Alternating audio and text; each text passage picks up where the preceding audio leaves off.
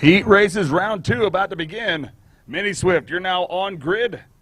206 Senior, you're on deck. Mini Swift to the grid, please. 206 Senior, you're on deck.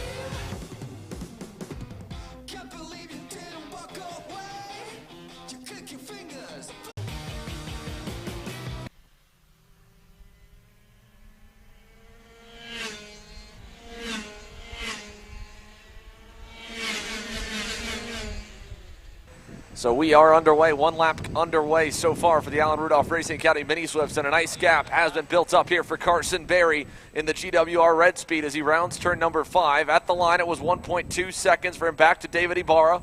Mason Berry third at the end of the opening lap, drops a couple spots back from starting on the pole, is able to get back around David Ibarra for second. But again, a healthy lead to begin here for Carson Berry in the 110. Mason Berry's gotten away from David Ibarra. In fact, we've got a couple drivers off the racetrack over at turn number 8, just behind your leaders that went a little bit wide there. The pack is continuing to shuffle behind the top drivers. We got one off, and that is the 106 of David Ibarra, who was second across the line last time by. Unfortunately, has pulled off onto the side, trying to refire that Arcane Motorsports CRG, and a rough start to the day. Nothing will take the wind out of your sails like that there, Cameron, when you have a good warm-up session and early on in the second heat race on main event Sunday to have a mechanical problem sideline you. Yeah, David had a really good run yesterday and he won. He looked very strong throughout the whole entire heat race. He's got to hit hard right now with him knowing that he's going to have to work very hard in the final. Probably have to start closer to the back of the field due to that DNF. Well, already that's shaking up the field here. A couple gaps to begin the main event, or the second heat race. Carson Berry's out front by 2.5 seconds over Mason Berry. Pulled half a second on him last time by. We're watching this battle right now. This is the pack for fourth, led by Juan Jose Paramo. Emmett Eddles is in the middle of that group. Mateo Quinto is right in line there, third in line in the 6th spot. All of them trailing. The driver just up the road is the 178 Kart Republic of Derek Wargo as they go for turn number 8. And so they've kind of sorted themselves out after getting together just a little bit in the turn 8. Hairpin side by side multiple times through the opening 2 laps. And now as we pick them up here, they've at least sorted themselves for the moment and are trying to work together. You can see them hooked up. Now down the backstretch here to turn number 10. A little bit of defensive driving, it looks like, from Juan Jose Paramo back to Emmett Eddles. So he's trying to keep him in line in the 116. They'll come out of turn number 11, head towards turn number 1. That long run, you can see the tap of the helmet. Looking for some help from behind because you can see the leaders up the road.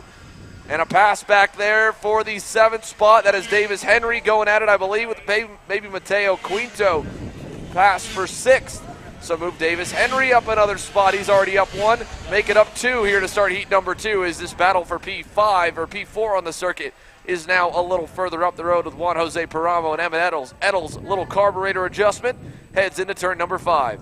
Yeah, it looks like Emmett is very antsy to get around Juan Jose as he sees Derek Wargo starting to pull away a lot. I think we should see a pass here pretty soon. He looks like he might be setting him up, heading down that back straightaway, looking towards the inside.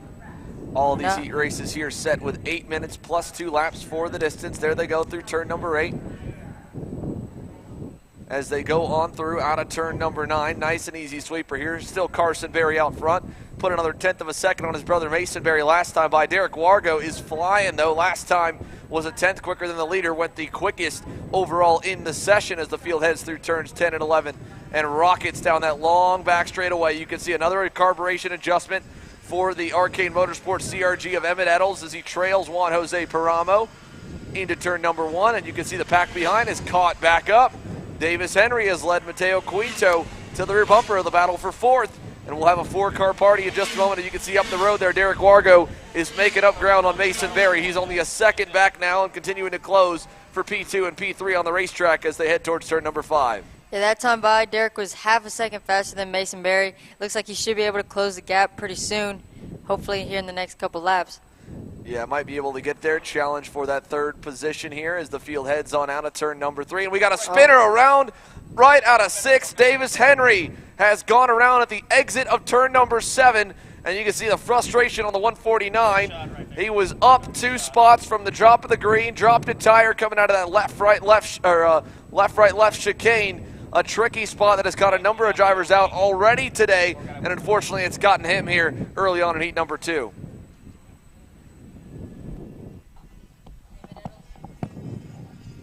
Emmett Eddles still looks to be right on the bumper of Juan Jose Paramo as he makes another carburetor adjustment heading down towards turn 1. Carson Berry goes purple that time by. Mason Berry only a 10th off, but Derek Wargo about 2/10 off the fastest time on the track. He's going to need to pick up the pace a little bit if he wants to close that gap to Mason. Right now we're focusing on Mateo Quinto and Emmett Eddles. Mateo's starting to close onto that gap, looking to get in that fight.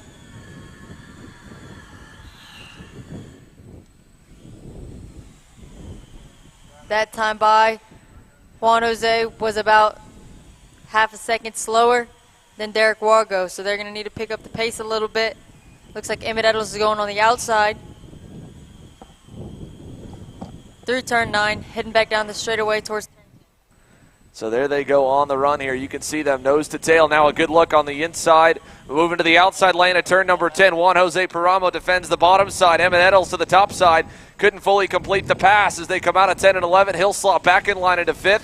Again, Mateo Quinto fell back a little bit early on in this session here. He has caught back up to him. We were also watching a little bit on the gap for 2nd to 3rd. Was gaining for a few laps. Mason Berry has since turned the wick back up. Derek Wargo remains about a second away from just on the outside edge of the toe. That time picked up a little bit more though, picked up half a second.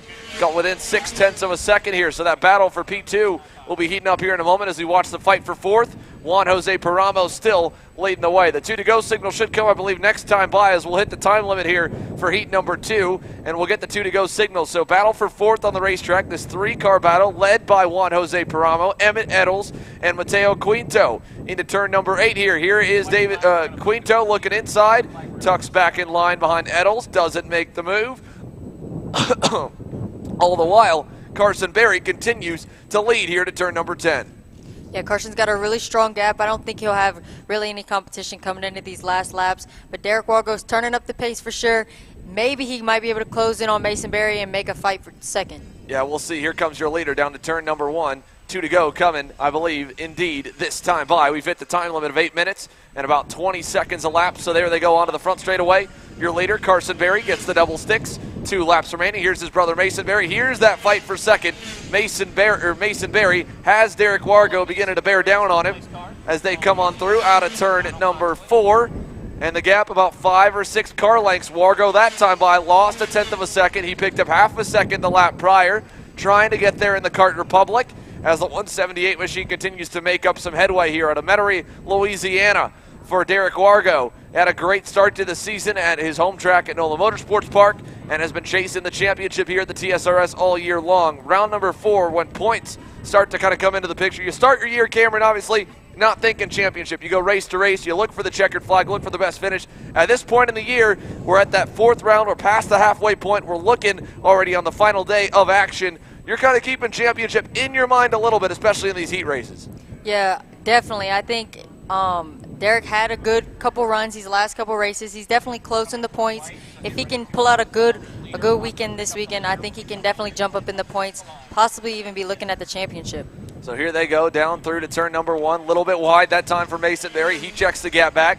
Here comes his brother Carson Berry, white flag in the air, 1 lap to go through turns 3 and 4. One more time around here at Amarillo, and a nice and easy cruise to the finish. He is in the works here for the 110 GWR Red Speed as he heads to turn number 5.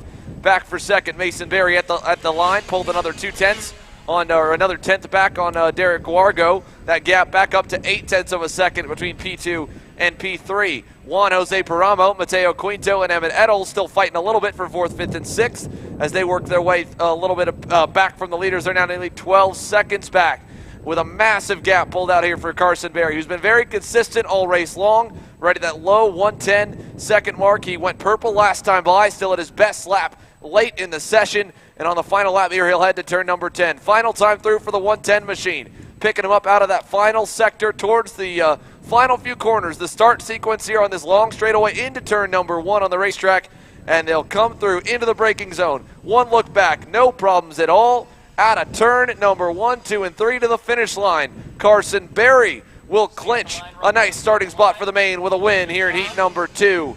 Behind him, across the line, Mason Berry hangs on over Derek Wargo, and that battle we were watching earlier for 4th, Juan Jose Paramo, Emmett Eddles, Mateo Quinto. Across the line, Paramo hangs on, Quinto hangs on to 5th, Eddles ends in 6th, and then side by side back behind him for 7th, Jordan Bell just barely edges out Bristol Bourneman across the line.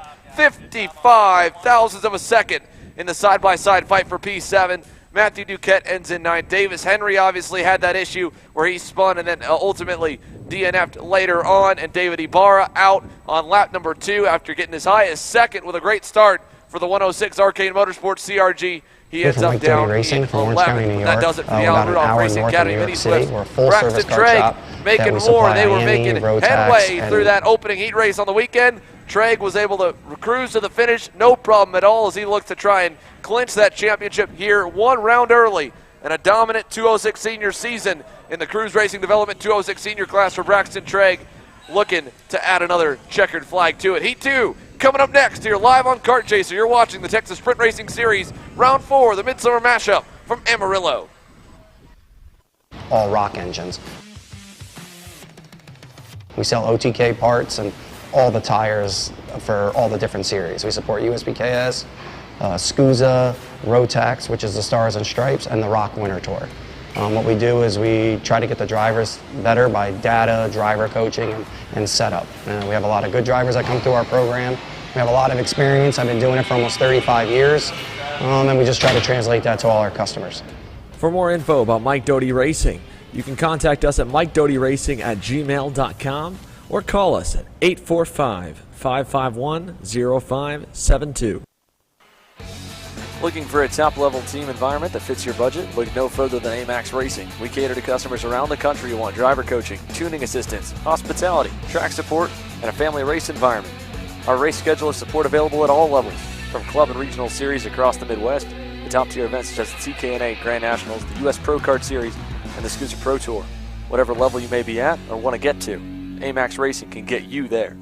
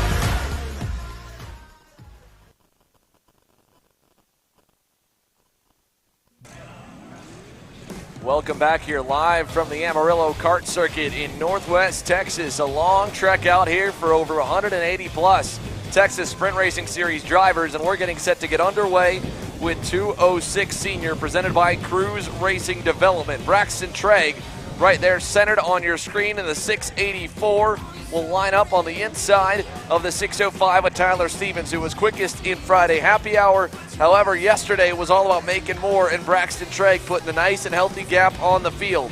The rest of the pack looking for a little more speed, some adjustments made overnight. We'll see if they can get up into the mix here and continue to try and challenge the two blacked out chassis that have led the way here to begin this weekend.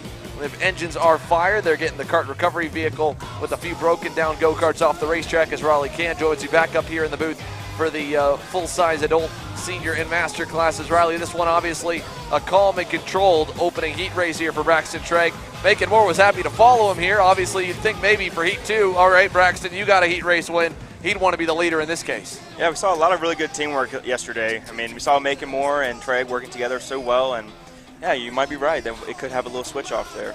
We'll see if Braxton Treg wants to do that or if he wants to lock himself into the pole here for today. But the outlap begins here in Amarillo as they slowly make their way around the circuit, and we'll pick up the field as they begin to form.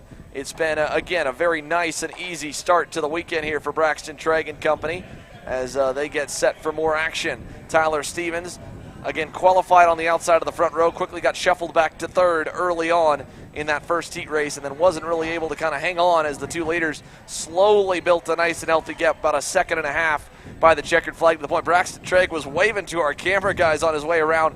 He seems obviously in control this weekend, very comfortable, very confident, and that's not to be unexpected with the championship lead that he has. For sure. I mean, as a driver, you don't want to be calm and collected on the track.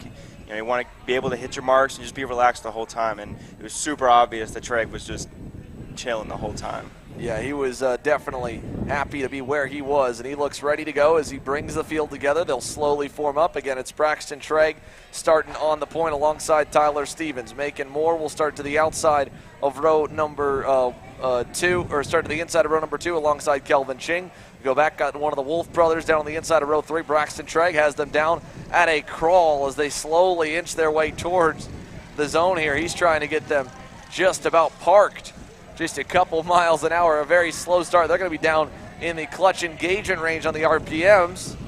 And a very slow start for the field. Macon Moore is going to get bit by it a little bit. Tyler Stevens quickly drops down into second. And the field's underway down through turn number 1. And a nice slow start keeps them clean. No issues this time going to the first corner. And here they go, rocking it, bringing the rumble down to turn number 3 and 4 on the first lap. Tyler Stevens into second off the bat. Sally Mott with a decent start. She slotted into 5th on the racetrack. Looks like a good start for Bryce Frank in as well. Mikey Bolin with a good start in the 626, slotted into P4. Everybody's single file up front. It's a 5-car train off the bat, led by Braxton Treg, who takes them over to turn number 8 for the first time. Single file. Here comes Macon Moore. He wants second. He'll dive to the inside of Tyler Stevens. Stevens trying to hang on the outside lane. He'll get dropped into the dirt a little bit. Kelvin Ching with momentum on the outside will try to get clear for third. He does to turn 9, and as well, he'll lose another spot as Mikey Bolin gets through to 4th. And just like that, the dancing partners from yesterday, Braxton Treg and Macon Moore, are hooked up, headed to turn number 10 here on the opening circuit. Tyler Stevens back behind Mikey Bolin, stays in line through turn 10. Let's see if the TV car to Kelvin Ching can get rolling, because he'll be the first challenger to the two drivers that walked away from the field yesterday. Braxton Treg looks back, finds his drafting buddy in Macon Moore as they head for turn 1. One lap coming to be completed, this time by the finish line.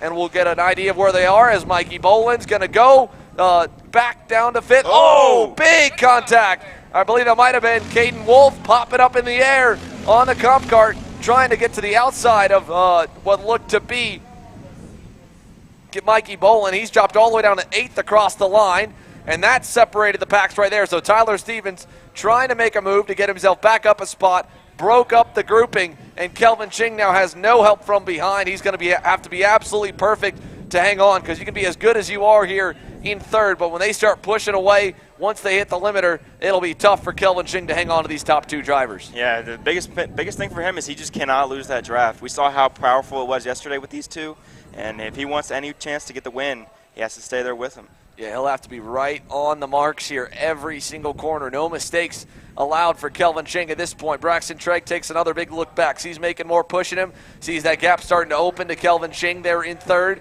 and a big gap further back from them as they exit turn number 11. We'll go 2 laps complete, and already we've got the top two drivers starting to break away from the field here. So we'll keep an eye on it as they work down to turn number 1. Sally Mott trying to work with Tyler Stevens, the two Bureau Arts. We'll see where the gap is this time by. I think they've got an uphill battle already. If we look at the gap and what it was the lap prior, Ethan Wolf is slotted into line as well in that group also. And so he's right behind Tyler Stevens. Sally Mott there in 6th. So Wolf P5 up 3 spots from 8th on the grid for Ethan Wolf, trying to work with Tyler Stevens. That time by, again, they got a slow start with the side-by-side action and contact in the final corner. When they started the lap, they gave up 7 tenths from where they were at the time marker last time around, and Kelvin Ching lost 2 tenths to the 2 race leaders. So he's seeing them slowly edge away. He gained a little bit that time through the left-right-left chicane, but these long 2 straightaways, when they get hooked up, it's tough for Kelvin Ching to kind of stay locked on to Macon Moore as they round turn number 9. It's super windy outside too, so the draft is extra crucial right now. You don't want to be pushing your own wind in the headwind. Well, we've got an interview coming here. Our own Cameron Reed has caught up down on the grid with the next class getting set to go. Micro Swift presented by Houston Freightliner and Western Star. And she's caught up with a kid who's been on fire this weekend. Lots of pace for Colton Schneegenberg. Let's send it down on the grid here to Cameron. Greg, how are you feeling about the race? Good. Yeah? Who do you want to thank this weekend? My team, my dad, and my mom. How are you hoping this race is going to go? Good. Yeah, you hoping you can pull out the win? Yeah. All right, thank you so much, bud.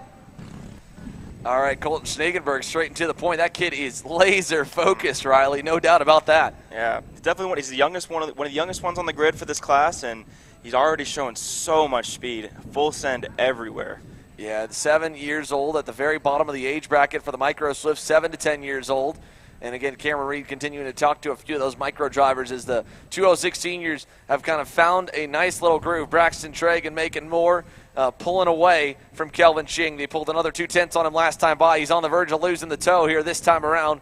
Tyler Stevens leading that next pack. They were also about 2/10 off the pace of the top two. They were even to Kelvin Ching, so they could run him down when he falls out of the drafting window. We'll take a look at that battle for P4 on back here shortly as the leaders head towards turn number 1. It'll be 4 laps complete this time. 3 minutes plus 2 laps here. Sally Mott looks like she's gone to the point of the group behind. Tyler Stevens and Ethan Wolf have pulled away from the pack behind, led by Sally Mott. So a little bit of shuffling for 6th.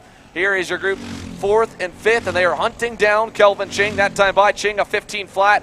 They were even quicker than the race leaders around the racetrack, so Tyler Stevens and Ethan Wolf took a moment to get hooked up.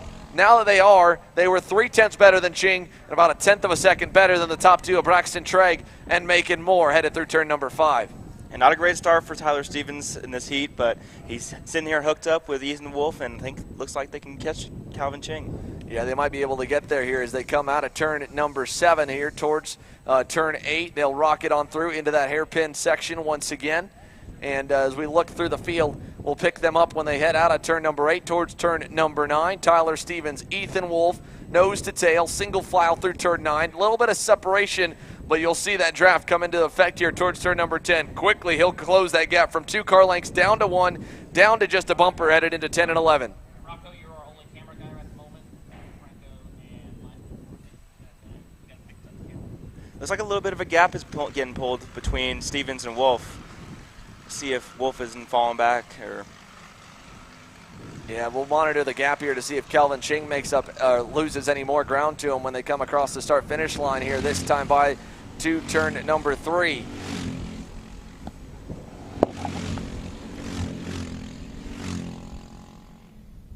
Tyler Stevens linking up with Ethan Wolf. That time by, they were about 2/10 slower than the leaders. Still 2/10 better than Kelvin Ching, though, so they are making up ground on the driver running in 3rd on his lonesome at the moment.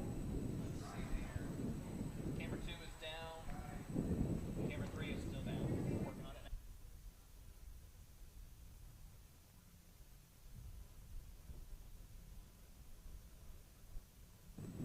So here they go over to turn at number 9. Tyler Stevens, Ethan Wolf still single file through turn 9. The gap to make up to Kelvin Ching. They're still about 1.3 seconds back from him. They're 3 seconds back from the race lead, headed over to turn number 10. And they'll round that quick chicane, head towards the long straightaway down to turn number 1. Pushing together, making up a lot of headway on the long straightaways here at Amarillo Kart Circuit.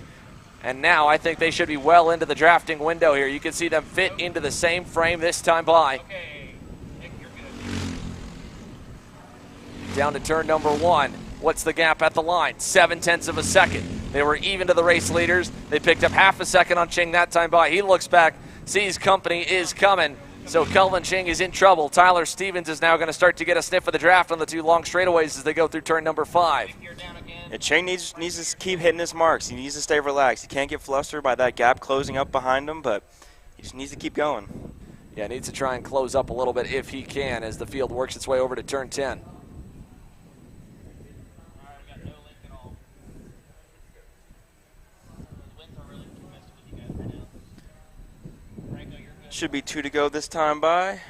Coming into Yeah, we'll see the double sticks come in the air. We've hit the time limit for this one, and so it'll come down to this long straight here into turn 10. How much time can they gain there? How much can they gain in the run to turn number 1? Will it get close for the leaders as Braxton Trigg making more nose to tail? I don't know if we'll see much of a fight. We'll pick them up here towards the end, but we'll try and keep an eye on this blooming battle for P3. So third coming together. Kelvin Ching's got company on the way. Here come the leaders out of the final corners across the start-finish line straightaway. Double sticks in the air. 2 laps to go. 2 more times around Amarillo Kart Circuit for Braxton Trigg and making more. Kelvin Ching now only 3/10 back to the fight there. Trigg says, all right, let's keep on going, buddy. Let's keep pushing forward. And at this point, that'll lock them towards the front row if they finish first and second for the second heat in a row. If they tie, it would still go in the favor of Braxton Trigg, whether making more gets the heat race points or not. And once again, another calm and collected race from these two. I'm not sure how exciting it's going to be in the final, but I know it's going to be cool between those two. Yeah, it should be good. Again, we'll imagine they'll let loose when they get to the main. For now, I think they're just trying, obviously, to get themselves a good starting spot. With Tyler Stevens, he's trying to rebound back into third. Kelvin Ching was fourth, so they have flipped positions from where they were in heat number 1. Here they come out at turn number 9 towards the run. Turn 10, a lap and a half to go. No change up front. They'll continue to push away through 10. Here they come to the final couple corners. Braxton Trigg making more towards the final turn on the racetrack.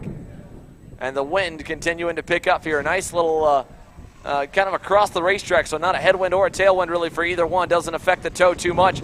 Behind them for third, Kelvin Ching's group. Oh, making more with a little mistake there out of 1. Ching's got company here on the final lap. White flag in the air. 1 to go. Trigg's pulled away. Locks the tires a little bit there into turn number 1. It looks like Kelvin Ching's been shuffled back. He's been passed by Tyler Stevens and Ethan Wolf for P3 and P4. So towards the turn 5 section, final time around, Braxton Trigg making more. They've done everything that they needed to do to give themselves a nice and healthy margin over the field, a good cushion of insurance if they wanted to fight. Don't know if we'll see it here. Braxton Trigg points to the helmet again, says, come on, keep pushing, then shrugged a little bit as making more and falling back behind him. Trigg's fast, man. Yeah, he's looking really, really strong here to start Sunday morning. Rocco, we lost all cameras. All right, Rocco, we'll get you back. Stay on the leaders. All right, so there they go to turn number 10. Final time through here. Braxton Trigg making more. Nice and easy through turn 10 and 11. Over to the final corner. Moore will not be close enough, I don't think, to maybe do a dive. Braxton Trigg doesn't seem like he's too concerned about it anyway. As they go to turn number 1, final time through. Braxton Trigg making more. Turn 1, turn 2, turn 3. Checkered flag in the air and a sweep of the heat races for Braxton Trigg. And another good amount of points in the bag for the 684 machine. Ethan Wolf and Tyler Stevens stay in line. 3rd, 4th, and 5th. Here's a look at this. 3 wide behind him. What a good battle across the line for Sally Mott, Mikey Bolin, and Aiden Smith. Mott wins out for 7th. Bolin again drops to 8th. Aiden Smith in 9th. Up 6 spots on the back of the grid for Aiden Smith. Bryce Frank ends in 10th. Landon Fitz in 11th. Ibrahim Dean in 12th. But Braxton Dragon making more. 3.8 seconds at the drop of the checkered back to Ethan Wolf's group. And while they were able to run some good lap times, they need a much better start on cold tires to contend. The Micro Swifts are next up on deck, and we talked to Colton Schneegenberg. A couple of one-word responses from the kid in the 17 machine. He is locked and loaded in the Houston Freightliner Western Star Micro Swift class, looking to try and get himself a heat race victory and come back after that issue of a start from Saturday afternoon in heat number 1. Heat 2 on deck. We'll be right back from Amarillo. Looking for a top-level team environment that fits your budget? Look no further than AMAX Racing. We cater to customers around the country who want driver coaching, tuning assistance, hospitality, track support, and a family race environment. Our race schedule is support available at all levels, from club and regional series across the Midwest to top-tier events such as the TKNA Grand Nationals, the U.S. Pro Kart Series, and the Scooter Pro Tour. Whatever level you may be at or want to get to, AMAX Racing can get you there.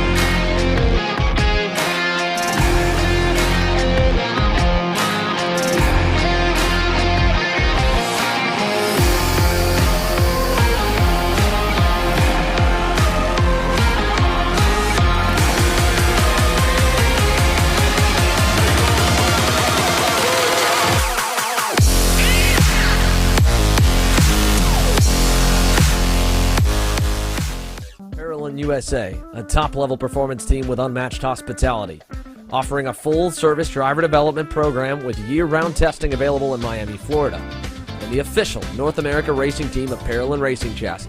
Chassis and parts available at ParolinUSA.com.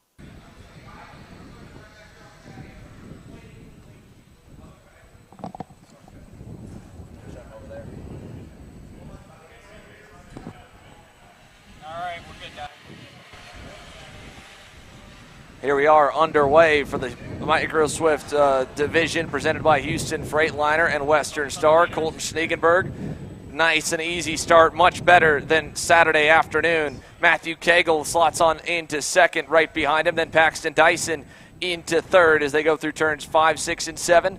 And here they come on the run to turn number 8. Colton Schniegenberg tucks his head behind the wheel. So does Matthew Cagle. He'll pull about a car length away into the hairpin, and already about a 5-car length gap beginning to form. Colton Schniegenberg in the red speed for GWR is a driver, obviously, in heat number 1 that didn't get a P1 result, unlike Braxton Trigg, so he's got points he made up here this afternoon. We go back through the drivers, of course, the way that it all shook out at the end of that first heat race. Cade Casper was able to get the win from 5th, so he's got some great points coming into heat number 2. As for the rest of the pack, as they round turns 10 and 11, here they come on the run to the final corner. Schniegenberg, 3 car lengths, make it 2 car lengths up on Matthew Cagle, and they'll head to the final couple turns here this time. You can see them widen out. Look at that group coming together for 3rd, 4th, and 5th. Paxton Dyson got away a little bit to start the lap. He's starting to get reeled back in just a little bit by the rest of the field as they come on through. So through turns 3 and 4, 1 lap in the books. Paxton Dyson, Cade Casper from 5th up to 4th. Aston Wyatt's lined up behind him. They're only 1.5 back from the leaders, but already at the beginning of the first lap again, the top 2 have broken away. Colton Schniegenberg was by himself in qualifying and was super, super quick on a single lap. This time here he's got company with Matthew Cagle. Here comes Aston Wyatt, another little shot to the rear for Cade Casper as they try to reel back up to the 22 Kart Republic of Paxton Dyson headed to turn number 9. Yeah, we see the teammates of Paxton Dyson and Cade Casper right behind each other. Hopefully Cade can catch up enough to Paxton and be able to push him up to that front group. I believe they'll work pretty well together. Yeah, nice head of steam here from Aston Wyatt, pushing to Cade Casper. Now they won't work together, Cameron, right as you thought they might. Down the inside for 3rd, Cade Casper and Aston Wyatt get by Paxton Dyson in turn number 10 and 11.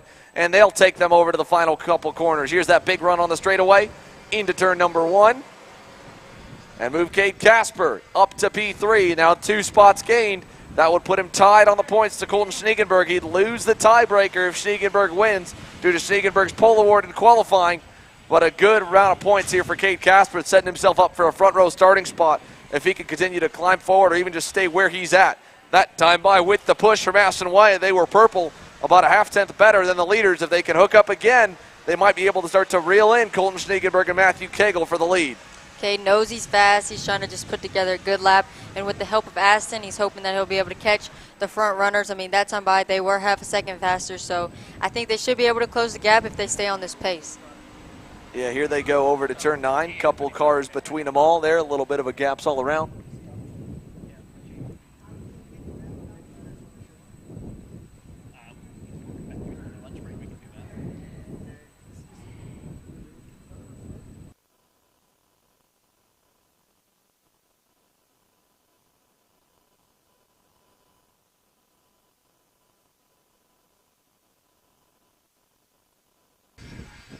So here they go into turn number 1 through 1, 2, and 3. This group, let's keep an eye on where the times are when they come across the start-finish line straight away.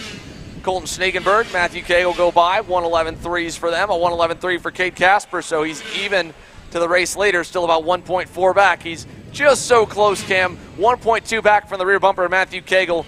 Almost able to get a bit of draft off the back bumper of the 48. He just needs Aston Wyatt to get to that bumper of his, push him on a couple of these long straightaways, and they'll instantly make it 4 and potentially even 5 drivers in this lead group. As you can see, Paxton Dyson, he hasn't lost too much ground there in 5th. Behind them, Tanner Barsh running in the number 51 with some help from Emerson Lane. They are 6th and 7th, about 3 seconds away from this grouping here. Liam Nachawati in 8th, Byron Bornman in 9th, Pato Medina down in 10th, and Simon Klein in 11th. As they head to turn 10 here once again, Aston Wyatt closes up right to the rear of Cade Casper. Not able to give him a shot there, but he should be close. You might be able to push him on this straightaway run over to turn number 1. Yeah, if Aston can just get right on the bumper of Cade, give him a nice tap. Obviously, we see Cade asking for the push a little bit. He knows they're fast, especially together. He knows that they're catching for sure. So we see Matthew Cagle hit that inside curb coming out of 1. That could definitely slow them down a little bit, allow Cade to catch up. Yeah, they are pushing right there. Picked up another little bit on the lead. Picked up about a 10th on Matthew Cagle. Holding even at 1.4 back, but they're hooked up now, pulling away from Paxton Dyson. Big push coming for Aston Wyatt to Cade Casper. 3rd and 4th, trying to close in. They're running low on time, though. 5 minutes already complete out of the 8 minutes plus 2 laps heat race. And out of turn number 7, we'll see Casper and Wyatt. They both take a look back, see each other. Aston Wyatt seeing that gap opening up back to Paxton Dyson, who lost about 3/10 to him the previous lap, lost a little bit more on the opening sector as they were finally connected, and that just shows the big difference of bump drafting and how big of an impact it can have on the session and on the lap times. Wyatt will again get there earlier this time to turn 10. He'll keep pushing Cade Casper, making up more ground through 10. Little bubble from Casper that time, but that puts Wyatt right on his tail, and he'll be able to push him this entire straightaway. He's tapping his helmet, saying, come on, let's go. We can get to these guys, and they're not terribly far out of reach as they go for turn number 1. Paxton's definitely in no man's land. Obviously, Tanner Barsh and Emerson Lane have a pretty nice gap from him, so he's kind of just hoping that they begin to fight. Maybe he can close back in on that gap, but he'll be really hard to close by himself. Yeah, here they go out of turn number 4 this time, over to turn number 5. Colton Schneegenberg going purple on the across the stripe. He pulled 2/10 on them, so he opened that gap back up to 1.6 seconds.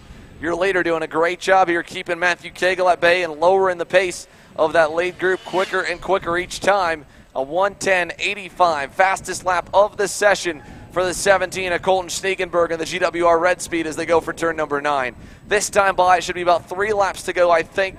I don't think we'll have enough time to get 4 in before the timer will hit. We're already coming up on 7 minutes a lap so far as they charge to turn 10. You can see Cagle again. He's just been able to hang in the draft. Hasn't been able to do anything with it here as he trails about 2 car lengths away. In fact, the toe is really all that's kind of saving him right now, keeping him close to the 17 of Colton Schneegenberg as they go to the final corner. If Matthew Cagle begins to fall off of Colton more and more, it'll obviously allow Cade and Aston to catch up, especially if he doesn't have draft. I think that's kind of what they're hoping for right now as we only have a few laps left. That time by even for Cade Casper and Colton Schneegenberg, both clocking in at a 1:10.9. Schneegenberg doing it on his own. Casper getting some help from Aston Wyatt here for 3rd and 4th as they try to close up through 5, 6, and 7.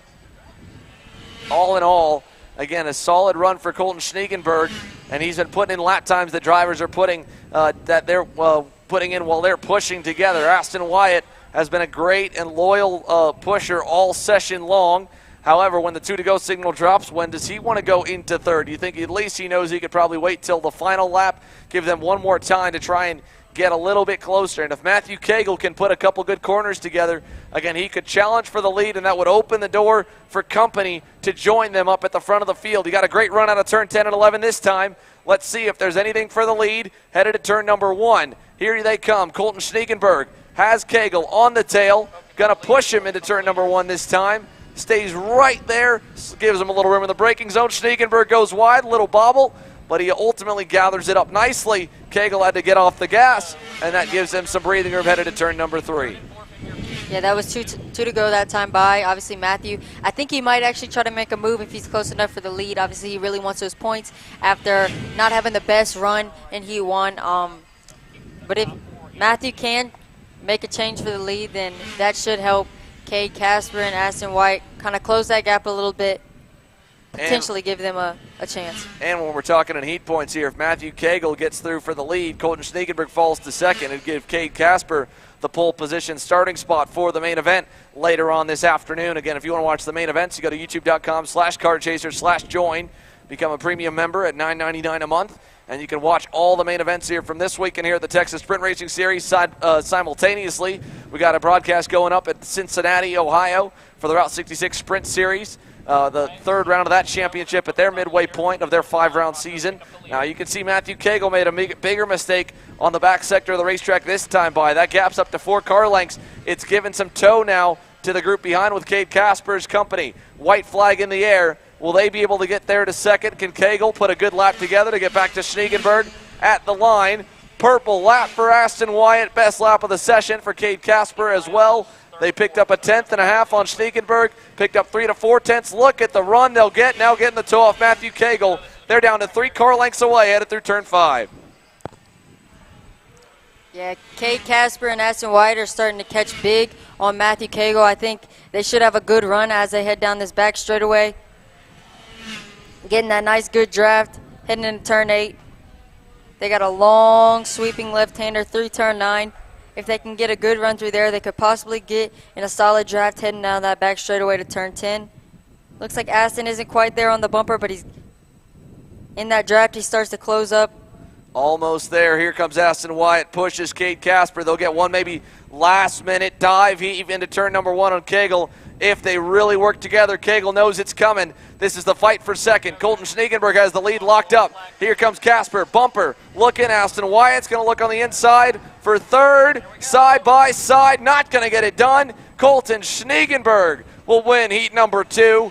Matthew Cagle second. Cade Casper P3. Aston Wyatt ends up 4th. Gets there at the very end with a great run. Paxton Dyson rounds off the top 5 for the field.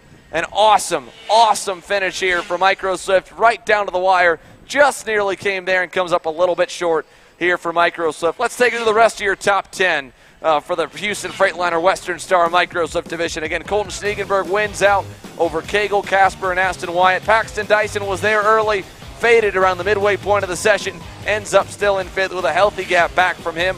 Emerson Lane, late in the going, was able to get around Tanner Barsh back for P6. Liam Nachawati ends up in 8th behind Barsh, who finishes 7th. Pato Medina gets around Byron Bornman, ends up 9th. Bornman 10th. Simon Klein rounds off the field. We've got more youngsters coming your way. 206 Junior, presented by Seville Electric, with Reagan Seville on the point. In a solid season, just like in senior with Braxton Treglock in the title up, Seville has it clinched, and now is just going for more checkered flags. Already one heat win on the weekend. Can he sweep? We'll find out when we come back here live from Amarillo, Texas. You're watching Kart Chasers coverage of the Texas Sprint Racing Series.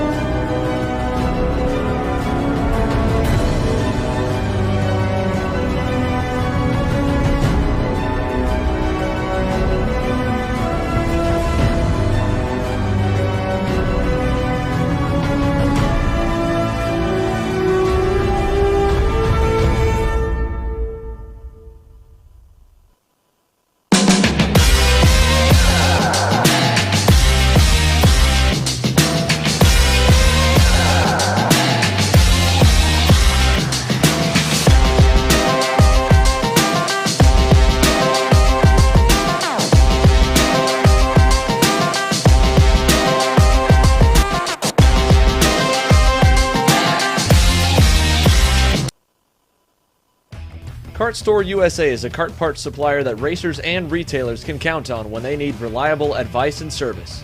We focus on servicing all racers with honesty and pride while maintaining customer satisfaction. We carry a full stock of Kart Republic and Tony Kart chassis, as well as IAMI and Vortex Rock engines. We've also got a host of other parts available and in stock, such as products from Rev Performance Materials, Jekko Racing Seats, and more. We have a 100% satisfaction guarantee, and on top of that, if your order exceeds $200, shipping is on us. Check out all we have to offer today by visiting us online at kartstore-usa.com. As the Western importer of the Praga and Formula K chassis brands, Leading Edge Motorsports is a high-performance kart shop and race team with a simple mission: teach others the joy of high-performance driving, supply our customers with the highest quality products and services, and most of all, win races. With our remarkable racing inventory, expert services, and top-ranked national-level team to back it up, we'll help to get your new kart racing package up and running fast. Welcome back here live from Amarillo Kart Circuit, and as the field heads into turn number 1 to start the session, into the start box, Reagan Seville, Jensen Harrell. The field's good, a little bit of curb hop, and Harrell's going to get put wide in the grass, and Jensen Harrell off the start drops all the way to the rear, gets shuffled way wide. Parker Fitz moves up to second. Ian Columbus to third, the inside lane. Big time winners out on that one, and a frustrating start here. Obviously for Jensen Harrell, got kind of put off to mow the lawn on the outside of turn number 2 all the way to the end. At least there he's still in the pack here, Cameron, but you compare that with how quick Reagan Seville has been all weekend. Their shot was to kind of hang on to him early. He's already pulling a nice little gap on him. Yeah, that was a very fast-paced start, that's for sure, compared to the seniors. Obviously, we've seen Braxton taking the pace super slow going into the first corner. Reagan had the pace a little bit higher. It looked like Jensen was the only one that kind of got screwed on the start, had to go cut the grass for him a little bit, but Reagan's out there looking good, looking calm. He knows that he's got speed. We'll just see if second, third, and fourth can push up and maybe try to catch him. Yeah, let's see here. Looks like Sawyer Roussel might be looking for P3 into turn number 10. He's got the run. Bro, and it gets in too hot on the brakes. Sawyer Roussel frustrated there in the 406 on the RPG Livery Cosmic. The Privateer OTK driver unfortunately goes around and was looking on the inside for third there on Ian Columbus. Couldn't do it. Meanwhile, Columbus able to get by with some help on Parker Fitz.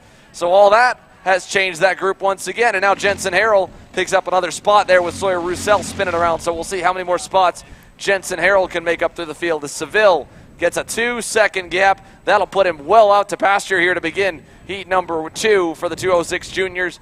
But a big pack altogether. As you can see, the 464, Parker Fitz now right on the rear bumper of Shelby Ramirez. She was tail end of the field yesterday, now gets through all the carnage, up into third as Ian Columbus runs just up the road from her, headed to turn 8. Here comes a pass coming for third. Fitz to the inside with help from Jensen Harrell. Harrell trying to go. Fitz goes wide. He gets crossed up. Harrell gets both of them over to turn number 9. Harrell looks very comfortable. Obviously, that carnage allowed him to close back up on the group. He was able to push, and he got his opportunity, obviously, when Fitz went for the pass on Shelby. But I think he should be going back for the pass on Fitz here in a second. I think he wants to get up into that third-place position and maybe try to run down Ian Columbus. Yeah, he tried to get by Parker Fitz right there coming out of turn 10. Kind of got tripped up off the rear bumper. Back Shelby Ramirez up to Alfred Alvarez del Castillo as they go down into the corner once again. Reagan Seville still your leader. The battle has been all around for third now as Ian Columbus gets about probably a second and a half, I'd guess, maybe 2 back to this group for P3 with all that battling for them. Down to 4, and then Columbus 1.8 seconds up the road from him. So nice start for Ian Columbus, and gets a bit of a gift there as they went 2 and 3 wide coming out of turn 8 that time. All the while it worked out for Parker Fitz to get to third, but it's a big gap he's got to make up now to get to Ian Columbus as they go through 5 and 6. Seville's out there all alone, but he's still keeping a good pace, about 7/10 faster than Ian Columbus in second, who is also alone. I think they don't really have much of a shot of running him down, especially if they don't get together up on Ian Columbus's bumper and maybe try to push together. But Reagan's keeping up good pace, fastest kart on track. I think it'll be very difficult to catch him. Yeah, he is long gone right now. Reagan Seville way out in front, 2 laps completed, working on lap number 3. Here is third and fourth. Jensen Harrell seems to be happy to push Parker Fitz to try and get away from Shelby Ramirez and Alfred Alvarez del Castillo. So he seems fine there and content in fourth for now, trying to build that margin, make it so they don't get crossed up. As here comes your leader into turn number 1, the GFC Trackside Karting Services and Alan Rudolph Racing Academy driver Reagan Seville out of turn number 3 towards the run to turn number 2 over the run to 3. Another quick time, picks up 2/10 on his own. Ian Columbus, on the other hand, he's given up a little bit of pace. That time by Parker Fitz and Jensen Harrell, they were actually fastest overall picked up half a second on Reagan Seville. Now they're 4 seconds back from him, so they got a lot of ground to make up, but they're making up a lot of ground and should arrive on Ian Columbus's doorstep here in a lap or two if that pace can continue. Yeah, I think both of them, and maybe try to take and run down Reagan Seville by himself, but I don't know. I think without a draft, it'll be very difficult. Reagan's keeping up super good pace. Yeah, again, they picked up 3/10 that time, so they did pick up a little bit on Seville, but it's a big margin to gain in not a lot of time. 3 minutes plus 2 laps here left. As you can see, Ian Columbus here this weekend, 2 drivers in 206 Junior, and the boss man's going to get behind the wheel for KA Master here in just a moment as that group is on the grid. We'll send our Riley Can down there. He's going to get set to talk with Miguel Mir, and while this battle for third slowly coming together, let's send it over to the grid, see who Riley's got down getting ready to go. Hello. Oh, hey guys. Here with Miguel Mir, the winner of my first heat yesterday. How are you feeling going into today? I'm feeling pretty good. We did try a couple change for warm up. Looks like work it and feel pretty confident. Yeah, you look pretty fast in the warm up session. Yeah. Any changes? What's the game plan for today? The game plan is to stay out of trouble and finish this heat race in a good position, ready for the final. For sure, man. Thank you so much. Good luck, man. Thank you. All right, Miguel Mir was quickest in morning warm-up, so he obviously had a great run through yesterday's heat race, was able to kind of work his way forward. Looking to do the same thing here today, get himself a good starting spot for that main. Back onto the on-track battle here. 2 minutes plus 2 laps to go. Ian Columbus has company. The fight for second about to unload. Here comes Parker Fitz looking to the inside with help from Jensen Harrell. Turn 10. Columbus goes deep on the outside lane to try and hang on. Contact made. Columbus into the grass on the exit of 10 as he was side by side with Jensen Harrell at the exit of the corner. And Ian Columbus rejoins the racetrack way down the order back from Shelby Ramirez and Alfred Alvarez de Castillo. And so Parker Fitz and Jensen Harrell into second and third. And now can they hook up and run down Reagan Seville as a straightaway up the road? I don't think we'll see much. We'll probably see a battle for them into the top 5 for the first time this weekend. Yeah, that was big contact between Ian Columbus and Jensen Harrell. I think that was more of like a racing incident. You know, Ian Columbus tried to hold it around the outside, and they just came together. So obviously Ian Columbus was a bit frustrated. We see him kind of throwing his hands around, which is understandable, but it looks like that's Alfred Alvarez and Shelby Ramirez on your screen right now. They look to be trying to push away, knowing that Ian Columbus has been fast. They obviously don't want to get past, so I think they're trying to work together. Took Ian Columbus a long time to get that motor kind of wound back up with the lower horsepower 206. When you break the momentum like that here, especially on such a high-speed, draft-reliant track, you just don't accelerate back up to power as quickly as some of the other classes we'll see. So he's going to came across the line that time, 4 seconds back. It's a massive margin for him to try and close on up. This time we'll still get under the gun, so 3 laps to go as here comes Del Castillo and Ramirez into the final corners with a little gap between them. 4th and 5th on your screen here. Parker Fitz and Jensen Harrell still together, 2nd and 3rd. Couple car lengths between them as well as they round turn number 4. So Parker Fitz takes a look back, sees Harrell's there. They won't, again, I think they both know at 4.5 seconds away from Reagan Seville with just a few laps to go. They won't get up to him. The best shot they've got is just trying to kind of push together and keep the margin back to 4th and 5th on the circuit between Alfred Alvarez, Del Castillo, and Shelby Ramirez. Seville Electric 206 Junior and Reagan Seville doing a great job in the family-sponsored division. A heat win yesterday, Poland qualifying. Parker Fitz at the moment with Jensen Harrell latching onto the bumper now out of turn number 9. I think that we'll see Jensen Harrell going for the pass here pretty soon, especially as we should be coming to 2 to go this time by as they head down through turn 10.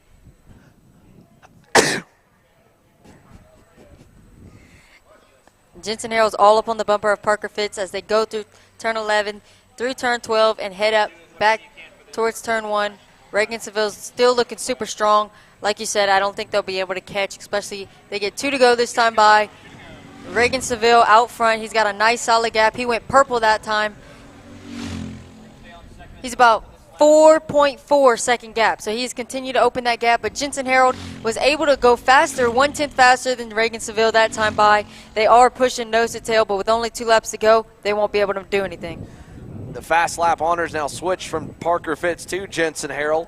Fitz was only about a half-tenth off of Reagan Seville at the end, so they're able to get going by the end of the session and match Seville stride for stride. They just can't seem to get the ball rolling early on, and all that battling obviously opened that gap up for Seville as well. But Jensen Harrell, purple sectors at a 1:15.45. That was about a tenth quicker than Seville across the line. Out of turn number 9 this time. Harrell is close enough here, half a cart length away. White flag coming this time. When does he want to go through for second? Again, he's just rebounding after going all the way to the tail of the field. This entire race has been a charge back forward for Jensen Harrell as they exit turns 10 and 11 here. Here they come on the run to the final couple corners.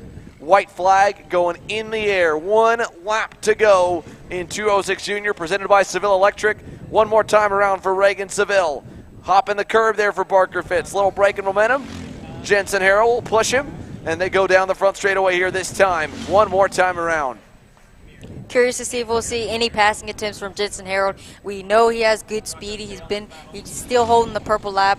I don't know. I feel like they might try to work together. Just it is a heat race. Maybe not try to make any sketchy moves that could potentially risk wrecking. They might just end up pushing each other to the finish line, kind of like what we saw with Braxton Trigg and making more.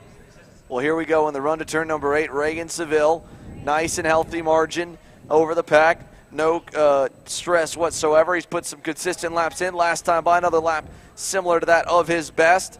For P2 and P3, Parker Fitz, Jensen Harrell across the line. They went quicker than the race leader, so maybe there'll be something for the main. Reagan Seville dropping his hands into his lap. He's just got this one locked, loaded, and sealed. Here comes second and third into turn 10, and it looks like Parker Fitz still hanging on. Final run here. Does Jensen Harrell have anything for him in the last-ditch effort to turn number 1? Seville's got it locked up front. They'll hit the limiters too early. Reagan Seville will hold on to the lead. Parker Fitz will hold on to that margin for the win, and the black and checkers fly for all the contact we had in this one. No surprise, the result's unofficial, but Reagan Seville wins both heat races on the weekend, and we'll get set to start from the pole here in the main event this afternoon.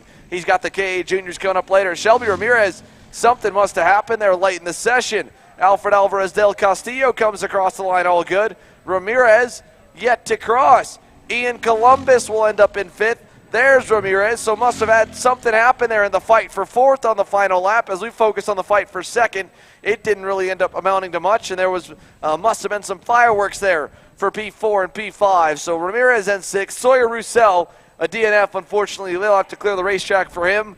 But 20 drivers are ready to go for the next one. They'll have to wait a moment to clear off Sawyer Roussel's go-kart. Again, your 206 Juniors, presented by Seville Electric, are wrapped. We'll let Cameron Reed head onto the grid and the scales to get some more intel for us as Miguel Mir starts to the outside of the front row, your quickest driver in morning warm-up. He was not the quickest in qualifying, though. That's Morgan LeBaron in the Bureau Lard, who's been good all weekend, was good in the opening heat race. He'll lead them off here for heat number 2. And we come back from Amarillo. How you doing? My name is Mike Doty from Mike Doty Racing from Orange County, New York. We're about an hour north of New York City.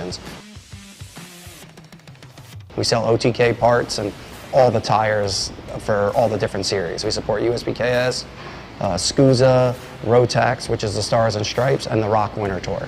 What we do is we try to get the drivers better by data, driver coaching, and setup. We have a lot of good drivers that come through our program.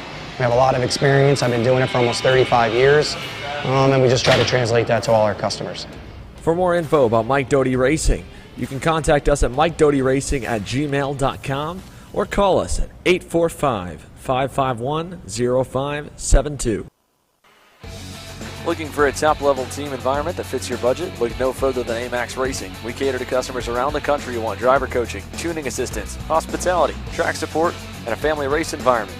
Our race schedule is support available at all levels, from club and regional series across the Midwest to top-tier events such as the TKNA Grand Nationals, the U.S. Pro Kart Series, and the SCUSA Pro Tour.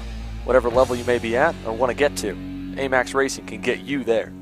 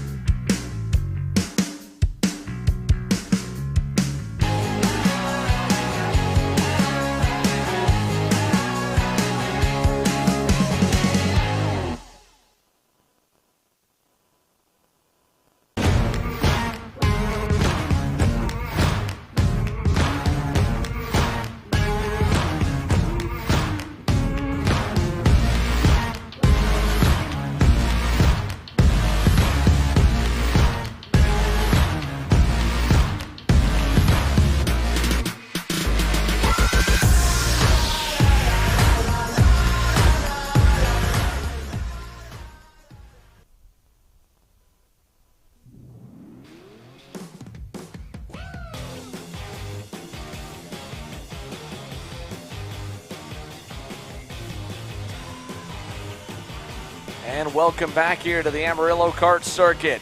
We are set to go, 20 drivers strong here for KA100 Masters.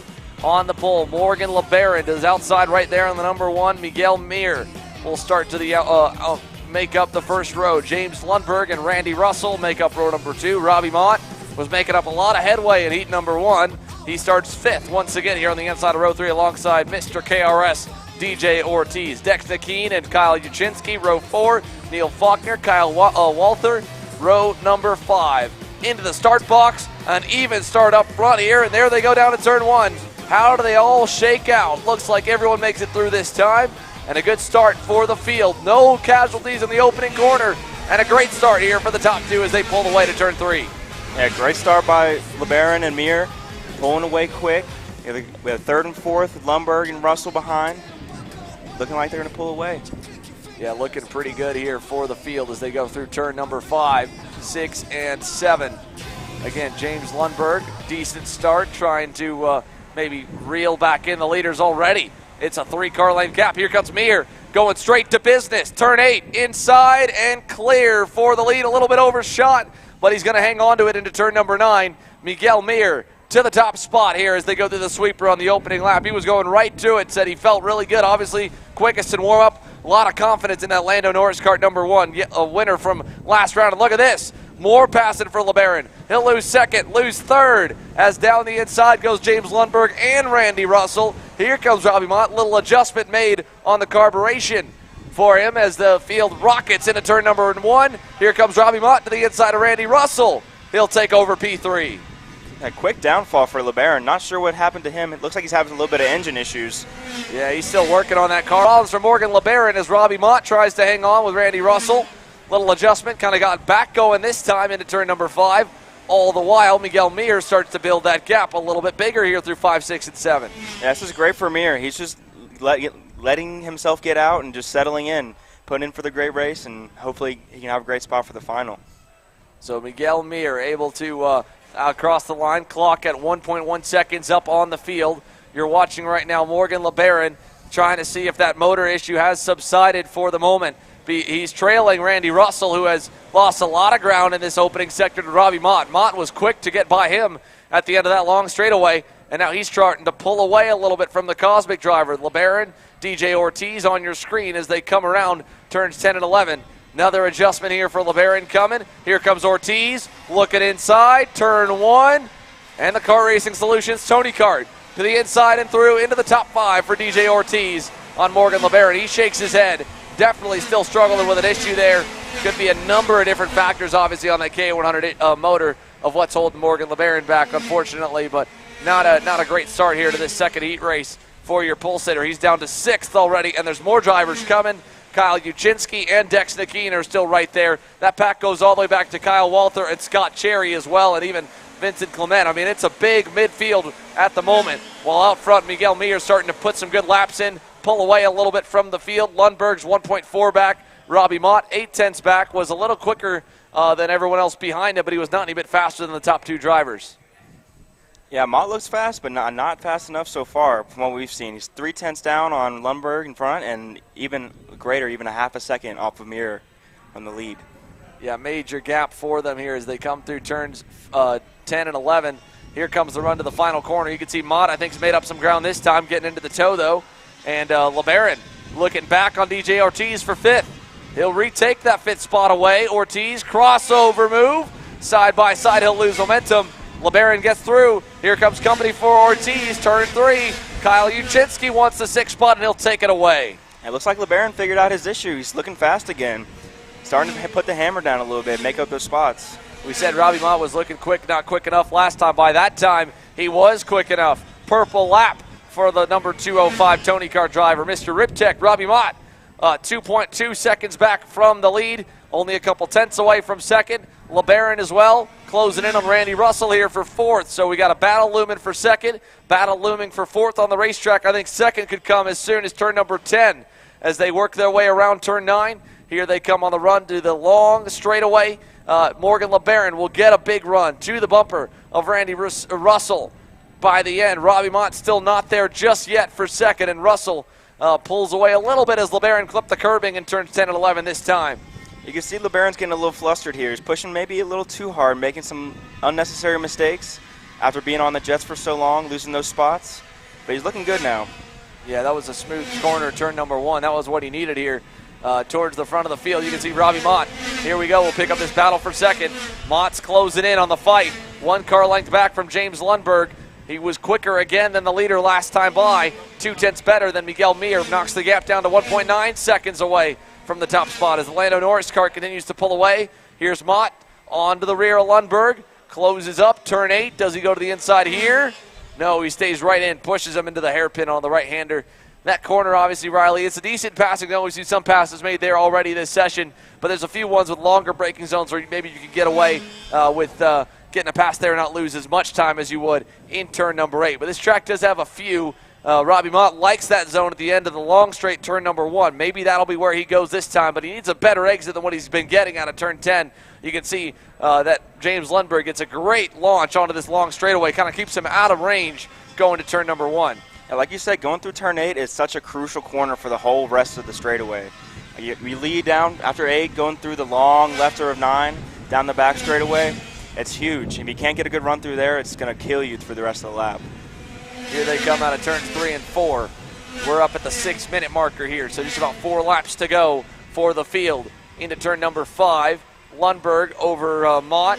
They were both quicker that time than Miguel Mir, so getting an early, nice, and healthy gap for Miguel Mir, slowly getting chipped away by 2nd and 3rd, but that's kind of how you can hear right now. You can save the tires a little bit, kind of go a little bit easier than where you need to be while he's still going pretty quick as a whole.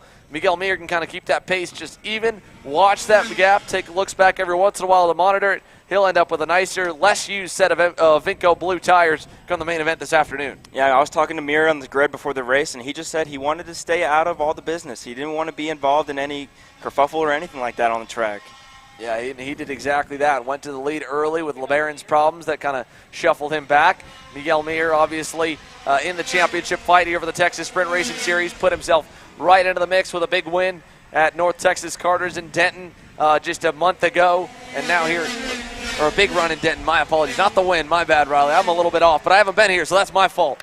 It's all good, man. Yeah, but either way, he's in the points, needs more. Everybody needs more. This class is one of the few ones that still really has a lot of drivers involved in the championship fight. There's a bunch of ones that could go either way. It's not like what we're seeing in 206 Junior and Senior with a runaway. There's quite a few all in contention. Yeah, Mott goes purple again that lap. Wonder if he's going to make a move on Lundberg here soon. Maybe this one is all said and done. We'll have to wait and see if they can arrive. Going back as here's a good look at Lundberg, and something's happened to Robbie Mott. Uh-oh. He has lost a ton of ground here to the driver in second. Not sure what just happened. It was just outside the cameras, I believe, but Robbie Mott has faded majorly here back to P3. And maybe he must have dropped the wheel somewhere, because you don't see drivers like him making mistakes like that. Yeah, Miguel Mir ended up 3rd, back at Denton. I mixed him up with one of the other drivers, Martin Stone, in the number 2 machine. He came across the line with a big-time win of 6.5 seconds. Morgan LeBaron, of course, was 4th. And we're missing Doug Foxworth here from the run to Amarillo, but Vincent Clement, DJ Ortiz, James Lundberg back in the 8th spot. So for those guys, I mean, they're looking at a big point swing to kind of get them up. Mir looking to really boost himself in the title fight with a good run here today. A heat race win here Sunday morning puts him in major contention for a overall points-winning weekend. As we see LeBaron working back on Randy Russell. He's been trailing him ever since he faded back at the start, and he's just kind of been sitting there. They've matched the pace of the leader and 2nd and 3rd the last few times around, so they aren't really slouches in this middle grouping. Russell, LeBaron, Kyle Uchinski, DJ Ortiz, everyone's just kind of cruising at this point, all around the same pace, Riley. And we see this a lot in some of these classes. The drivers that are really good, they really can make up ground on cold tires, because when they get going, I mean, these guys were all within 0.2 of a second from 1st to 10th on their laps last time by. I mean, everybody's settled in right now, and you can tell, I mean, even with the variance of gear ratios or tire pressure on the kart, you can tell who's faster where, and that's why they're all staying together. Some guy might be faster down the straightaway, and some might be better out of the corners. Morgan LeBaron looked back for help that time from Kyle Uchinski, who's too far back to push him into turn 5. As like you said, you can see the rubber band effect a little bit. We got one off. That is the 259, maybe a Kogan Wright. or no, 258 of Keith Hutchins. The Magic Kart driver off on the inside of turn 5 here, so a DNF unfortunately for Keith Hutchins. He was running decently in the midfield there, running around the mid-teens, 16th across the line, and a problem over in turn 5 has him sidelined as Miguel Meier's lead continues, 1.4 seconds up on Lundberg. I must have been just a mistake there for Robbie Mott because he was able to get right back to pace last time by. All three of the leaders were within a tenth of each other at the 106.7 second bracket. This group was actually a little bit, a good bit slower at a 107.5 for all of them. And with the white flag waving here this time by, crunch time is coming. Kyle Uczynski's close there on LeBaron. Here's your leader headed to turn number 5 though, Miguel Meier. No one in sight for the number 1.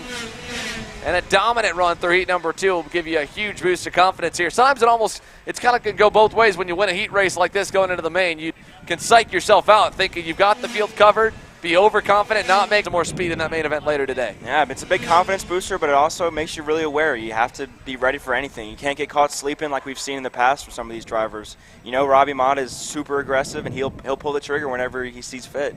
And this will be another good heat race for him. So as they come out of turn number 10 and 11, final time, Miguel Meier still pushing for more. A little duck of the head behind the wheel. No need, though. A big gap. Over a second and a half back to James Lundberg. Out of the final turn, Miguel Meier will cross the line for the checkered flag and a clean and easy flag-to-flag win in Heat 2 for KA Master over Lundberg and Mott. Here comes that next group. They were getting together, and they're going to go wide as LeBaron goes off the racetrack. Ortiz through the dirt. Across the line, I'm sure there'll be some official intervention, but Randy Russell hangs on to 4th. LeBaron 5th. Uczynski edges out Ortiz just narrowly at the line, and Vincent Clement having to come from the back in all of his heat races this weekend. 10 spots gained to get to 8th by the end. Neil Faulkner ends out in 10th or in 9th, and Scott Cherry rounds out the top 10. A couple other movers. Tam Wen unfortunately down 7 spots to the 12th position. Dex Nakeen late in the going. Looks like he was in that group for a long time, and I think Dex Nakeen may have had an issue on the final lap as he didn't end up crossing the line. So an issue for Dex Nakeen. That's another one of the drivers that's run all year in the championship battle. 15. I think maybe what Dex Nakeen gets scored is the last few come across. So for KA Master, here comes that group across to the checkered flag. Nakeen, Corey Rogers, Kogan Wright will cross as well, and that will do it for your KA Master field. Work to be done for Keith Hutchins, Adamar Callargo, and Thane Morgan, but Miguel Meier, it's all smooth and easy for him as the Honda Kid Karts, the young kids in the Honda GX50s, will get set to go green here for their second heat race on the weekend when we return to Amarillo.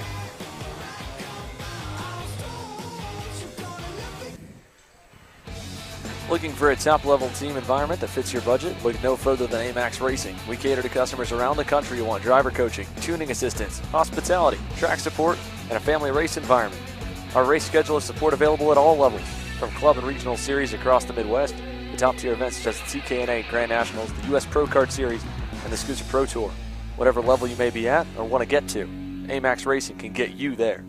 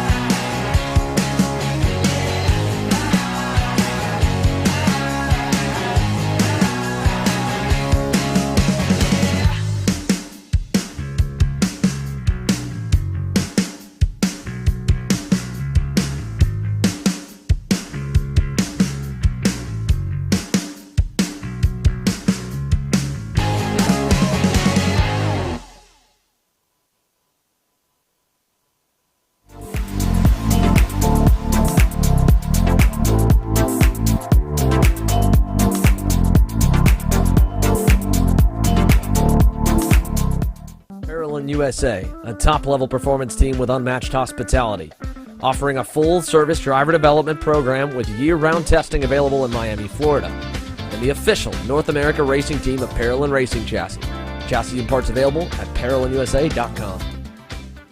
If you're looking for top-grade equipment, look no further than Rev Performance Materials engine mounts, sprockets, and arcade chains. Available online now at RevPerformanceMaterials.com and through a dealer near you. The highest quality material, built to the highest quality standards. Rev Performance Materials.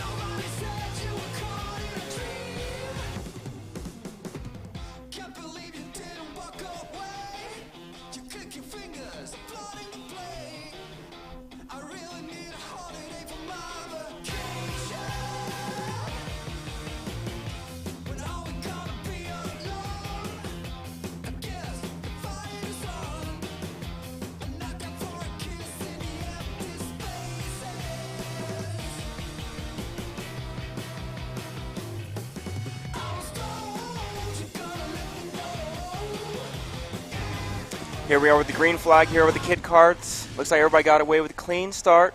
Great lead for your leader, Andrew Anastasio. Looks like he has a nice little gap in front of him. Followed behind by Dutch Westbrook, Theodore Mitchell in third, Brody Stoffel in fourth, Asa Davidson fifth, Brendan Barsh in sixth, Rafa Lee seventh, and rounding out the top 8, Wyatt Slider.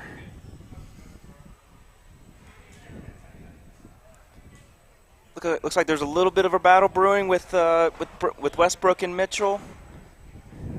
Look, a little bit of nose to tail trying to get that draft down that straightaway.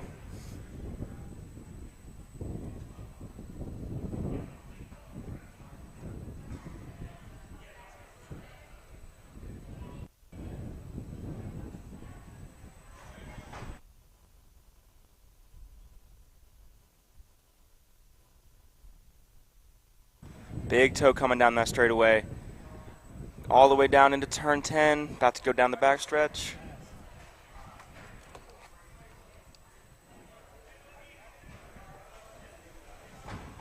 You're currently looking at Dutch Westbrook and Andrew Anastasio, nose to tail, pushing, trying to catch. No, that is Dutch Westbrook and Theodore Mitchell pushing to try to catch Andrew Anastasio. As they head down that front straightaway, out of turn 2, heading towards turn 3. Looks like Dutch has got a little bit of a gap on Theodore. Spreading out just a little bit. Yeah, but Brody Stoffel's starting to catch Theodore Mitchell. We could possibly see a change for the third position. It looks like that gap is closed up from P1 to P2. Anastasio and Westbrooker. Looks like they're getting a little bit closer here.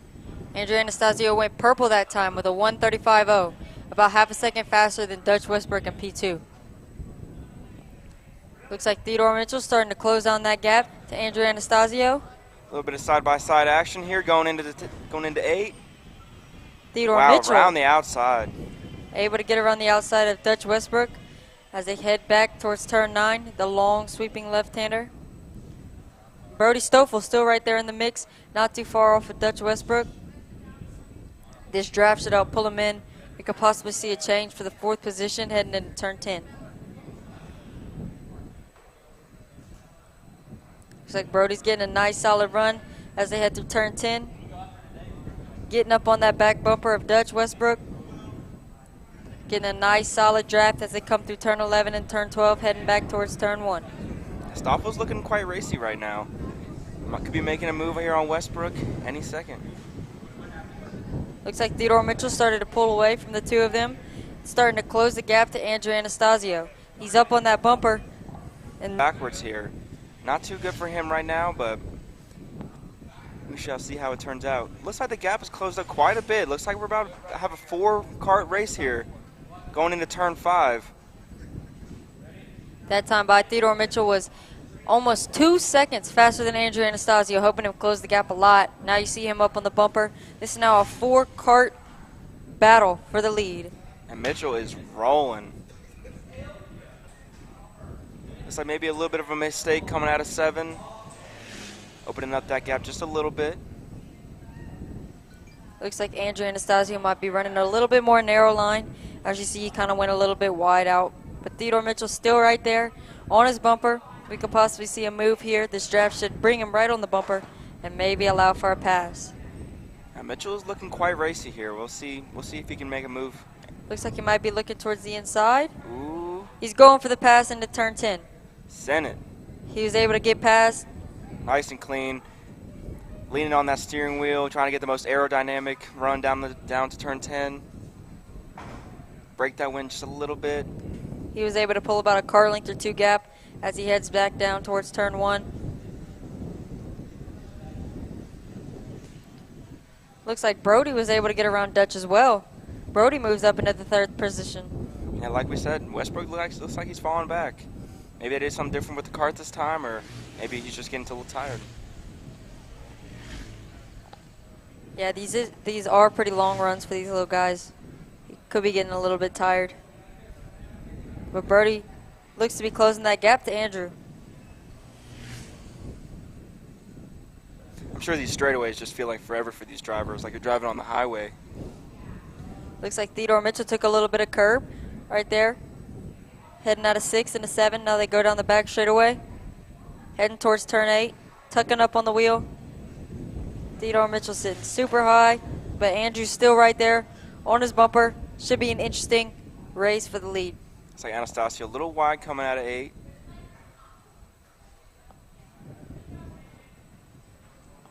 They're still looking super comfortable, super racy. A little bit of a gap got spread out there between Theodore and Andrew coming out of turn 9. But that draft is helping Andrew catch up a little bit. Deep in the braking zone for Andrew, who's able to close about 2 kart lengths as they head back through turn 11. Down to turn 12. Theodore's got a nice solid gap. They're heading towards turn 1. You still see Brody Mitchell in 3rd. Brody Stoffel in 3rd. Theodore Mitchell still your leader with Andrew Anastasio in 2nd. Theodore Mitchell has got a nice solid gap. That time he was about a 1.5 seconds faster than 2nd place of Andrew Anastasio. Opened the gap to about 2 seconds. And Mitchell's looking super fast. He's just pulling away here with no looking behind. Rearview mirror is closing. Brody Stoffel was about a 1/10 slower than Andrew Anastasio that time by, but the gap is still only 1.1 seconds. If he could put a good lap together, put a few good corners together, he might be able to close up that gap to 2nd place of Andrew Anastasio, possibly make a pass on that last lap. And we've seen here in the past with these kid karts that anything can happen, and any gap can close just like that. So we shall see. Looks like Theodore Mitchell's heading back out of turn 9, down the back straightaway. Getting up on that wheel, trying to get a nice good draft. He is starting to pull away from Andrew. We'll see if he can make that gap any bigger. He's heading down towards turn 10. Looking super good. Yeah, it's looking like it's under Mitchell's control right now. Looks like he doesn't really have any competition, just needs to keep away from making any mistakes. He should be all right. Yeah, he looks super comfortable. He knows he's fast. He knows he's starting to pull a gap. Right now it's just making the minimal mistakes as possible. You can see the spread of that field. It was so close just only a couple laps ago. You see how much is spread out, almost like that accordion effect. Yep, Theodore's been able to put a good couple laps together and really make a good gap. 2 laps to go this time by.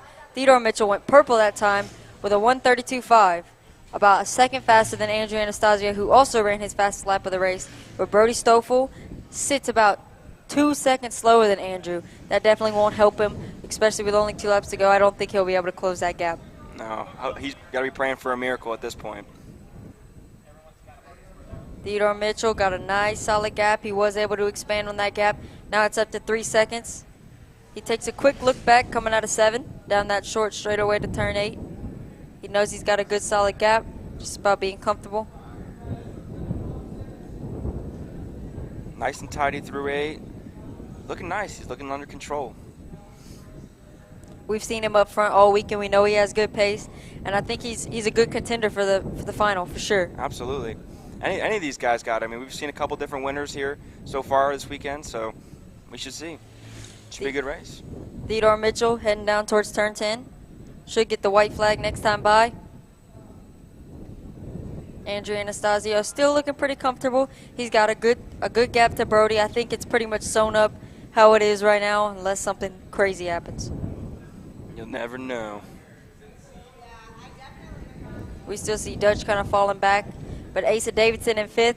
He's pretty far off with Dutch as well. So Theodore Mitchell's coming through turn 1, heading through turn 2 for the white flag lap. Looks like we might have a little bit of lap traffic. Hopefully that doesn't bar any issues for him. He does not need any issues at this point. Just needs to get to that checker flag. Theodore Mitchell was still about a second faster than Andrew Anastasio that time by. Obviously, we do see that Theodore has a little bit of company. He's got a little bit of lap traffic. Hopefully he can get around them clean. Blue flags just came out for that guy.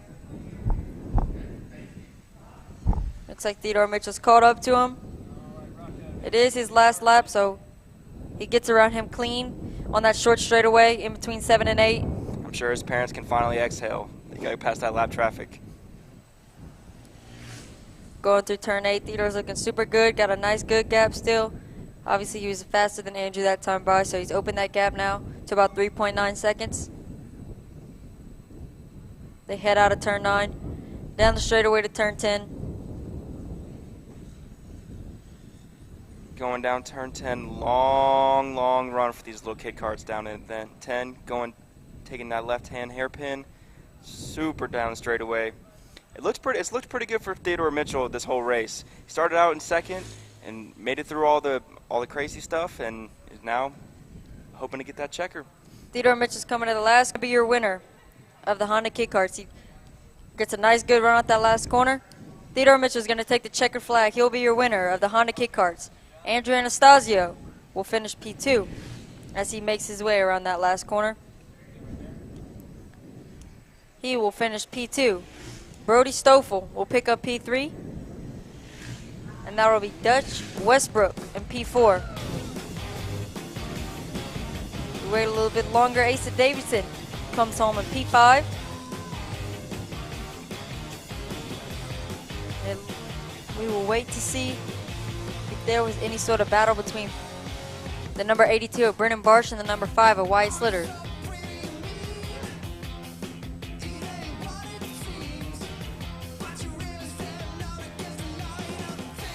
And there we go. That is the 82 of Brennan Barsh.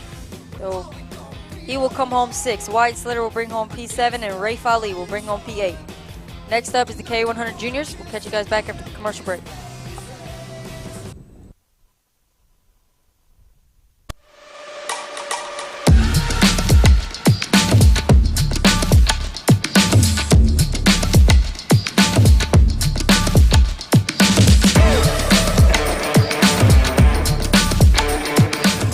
I'm Billy Vincent, owner of MPG Motorsports.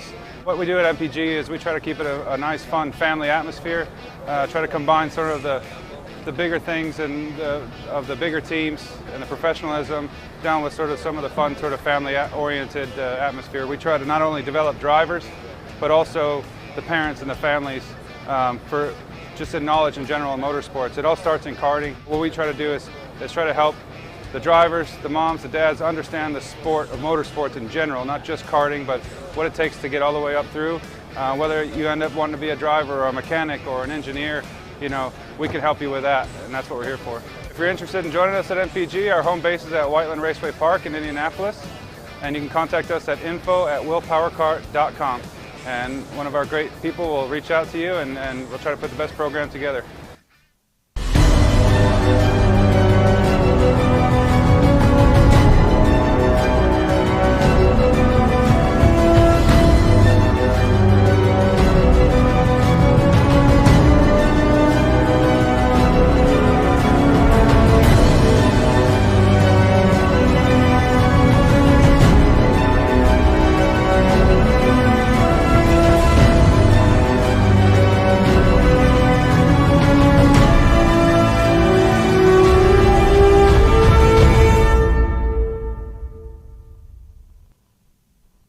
Odenthal Racing Products, your #1 producer in engine mounts since 1992, along with our leading-edge designs and product development, such as the Odenthal Racing Products EasyGP camera mount, which comes in 4 different styles and can be used on any karting platform.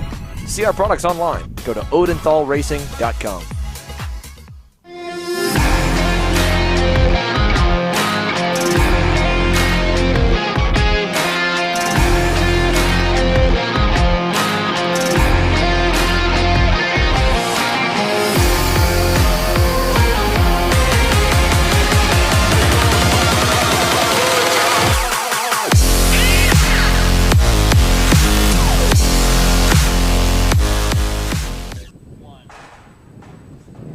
Welcome back here to the Amarillo Kart Circuit as we get into the latter half of the roster of classes for heat number 2.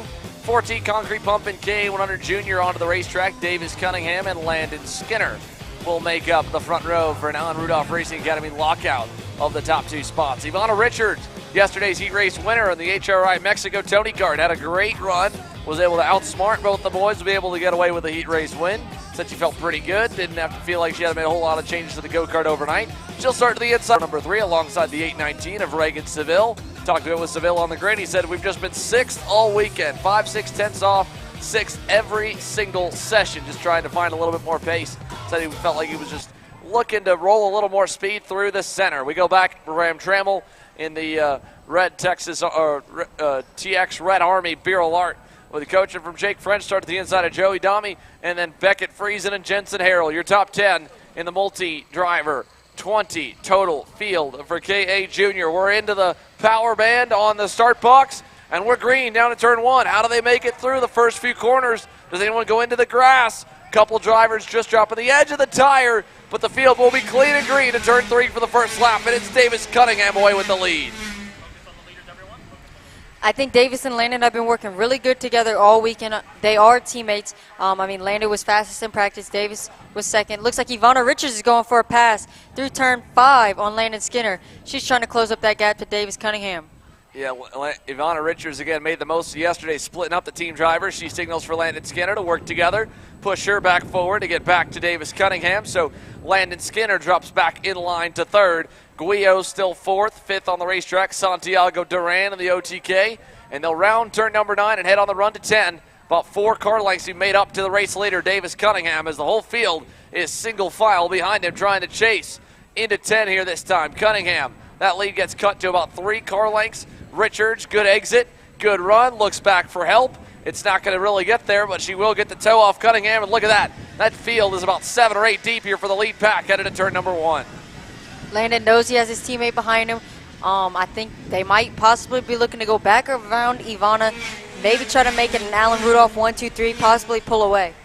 They might be able to do something here. Either way, Ivana Richards is putting any axe in that kind of play at the moment. Great run through turns 3 and 4 for Ivana. She pulled another car length or 2 away from Landon Skinner and Diego Guillo. Through 5, 6, and 7 here. The left, right, left chicane in the back sector of the racetrack. Big time rhythm section. Sets up for this run into turn number 8. Richards has been so good coming out of turn 7 all weekend. She pulled away, and now we'll see a pass for 3rd. Diego Guillo gets down the inside on his AR Academy teammate Landon Skinner. Move the 848 of Guillo up another position. So Diego Guillo into 3rd. Santiago Duran just kind of watching there in the distance in 5th. It's given a little bit of a bigger gap to Ivana Richards in second, so they'll need to push back together here on this straightaway coming out of 10 and 11 to keep touch with the leaders, because Davis Cunningham is getting reeled in, but Richards is pulling away from this pack ever so slightly. 2 laps complete this time by Davis Cunningham. A car length back to Ivana Richards, and look at this. Santiago Duran will go by on Landon Skinner as well. Moves Santiago Duran into 4th. Skinner back to 5th as the field heads for turn 3.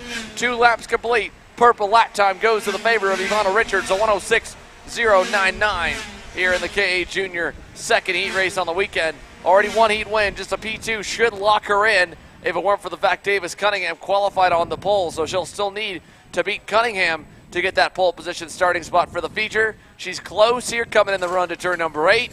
Not close enough to pull the trigger. She'll stay in line. Ivana Richards had a really strong run. She was purple that last time by. She's been able to pull a nice solid gap off of Landon Skinner, Diego Guillot, and Santiago Duran, who have been battling a little bit. It's just her and Davis right now for these next couple laps until the boys can catch back up. I think that she might actually pull the trigger these next couple corners. She might want to get out there and just try to pull away. It's a long and smart chess match to be played here. Ivana Richards seeing the opportunity to push Davis Cunningham away, gave him a big shot down that run to turn number 1 that time. Behind them, back for 3rd, looks like Landon Skinner has fallen a little further back from Duran. He's now got pressure coming from Reagan Seville. Seville was about 2/10 quicker than Skinner last time by, so Landon Skinner on a backward slide. Here's Guillot, trailed by Santiago Duran, 3rd and 4th. There's Skinner's group with Reagan Seville right in line there, 5th and 6th. Behind Seville, that's Graham Tremmel.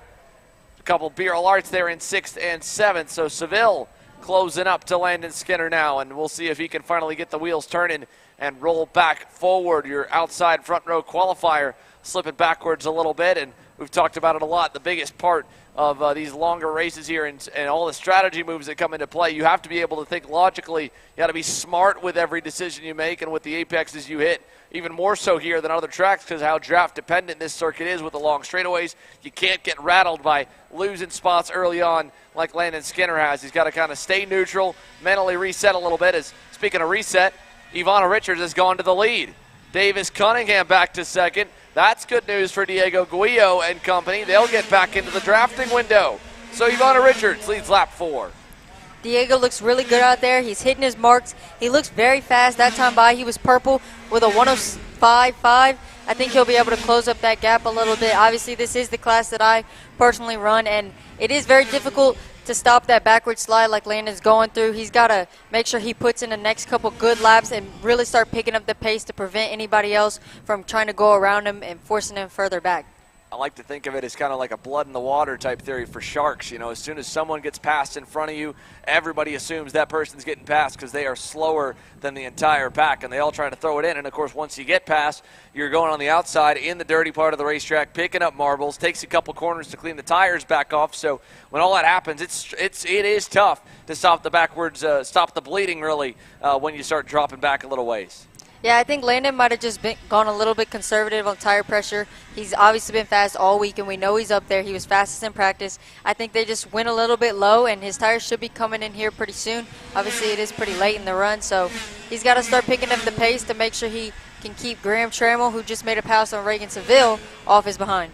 Yeah, Trammell up 1 spot. Great call there, up to 6. Moves by fellow barrel driver and Reagan Seville. They're still trailing Landon Skinner a little bit. Skinner that time picked up a couple tenths on Santiago Duran. Duran might have been on the other end of the spectrum when it came to setup, as he has started to had a great start, a lot of pace early.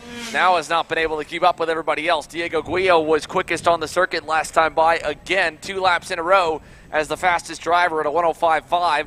The leaders at 105.6s and 7. So Guillot's coming. And Davis Cunningham knows it. He'll push Ivana Richards again into turn number 10, try to get that gap a little bit further away as they exit 11 and head on the run to the final couple corners. Ivana Richards, Davis Cunningham, 5 car lengths back to Diego Guillot, and about 1.25 seconds to Santiago Duran for 4th. Out of turn 1 this time, 6.5 minutes complete. So 1.5 minutes to go. Should be about 4 laps remaining in KA Junior. Diego looks to be catching a lot under braking. It is definitely more difficult to hit your braking zones and brake very deep when you're in a group. I think Diego should be able to close his gap here in the next few laps. that time by, Ivana Richards did go purple. She was faster than both Davis and Diego Guiu, so it might be a little more difficult, especially if she keeps up this pace. Here they come on the run over to turn number 8 once again here. Davis Cunningham hasn't really shown his hand yet since Ivana Richards went by for the lead. He's just kind of been following her, learning maybe where he might be losing a little bit, lacking a little bit of pace, or gaining some. Again, when you know that you're in the tow, you know you're safe at this point in second, you don't have to go out and lead. You don't have to burn your stuff up. You can kind of learn a little bit from where, again, that driver in front of you is better or worse than you. And we talk about the heat races being test sessions. This is a great session for Davis Cunningham to go back, look at the footage, look at the onboard camera he's got there on the left side of the, right by his left elbow, and see, okay, in this corner, Richards did this, my kart did that, I did that. We were better, we were worse, stuff to learn, stuff to pick up from the final, whereas Richards, she's not getting that benefit, Cameron. She's leading the way. Obviously, that looks great here for the broadcast, but not really learning anything more about where she may be better or worse than Cunningham. Yeah, I think it's very important. I would personally rather be in Cunningham's spot right now, knowing that you can kind of study Ivana and figure out where her worst corner is, where your best corner is, and kind of know what would be the best passing zone for the final if this situation looks kind of like this again. Well, here, let's look at this group here catching up to Santiago Duran as we've just hit the 8-minute marker. 2 to go will come this time by. Reagan Seville trailing Graham Tremmel. They're 6th and 7th. Just ahead of them is Landon Skinner. All 3 drivers were a little bit quicker than Santiago Duran the last few laps. Duran picked up the pace late here, a 105.68, kind of found another gear, but ultimately Santiago Duran has now been caught by this pack. He's only about 3 or 4 karts up from Landon Skinner. He's faded backwards from Diego Guiu. As you can see, the wide shot here shows you Duran going to be coming under fire here shortly. Up front, Cunningham back to the lead over Ivana Richards, new leader. Davis Cunningham with the white flag.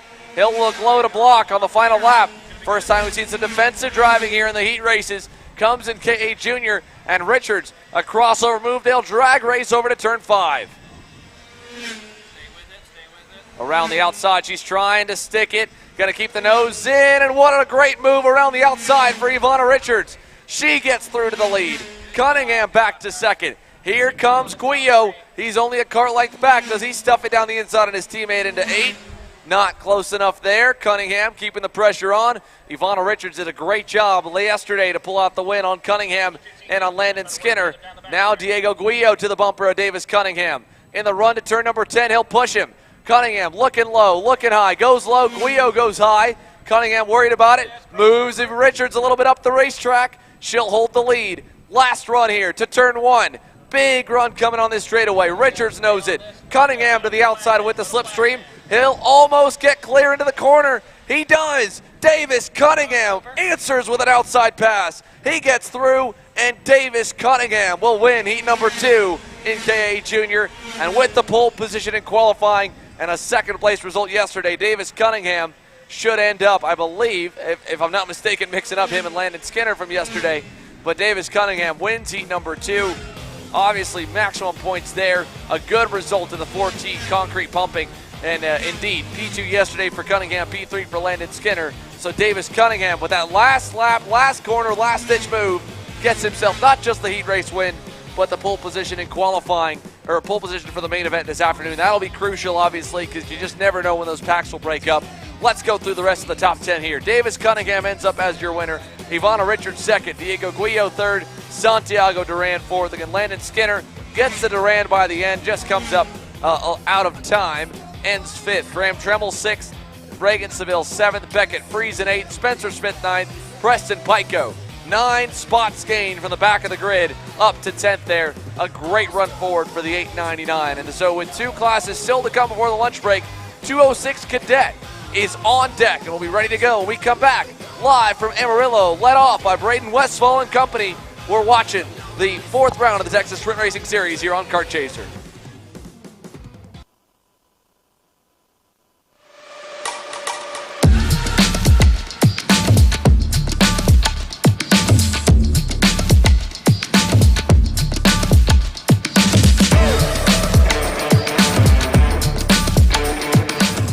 I'm Billy Vincent, owner of MPG Motorsports.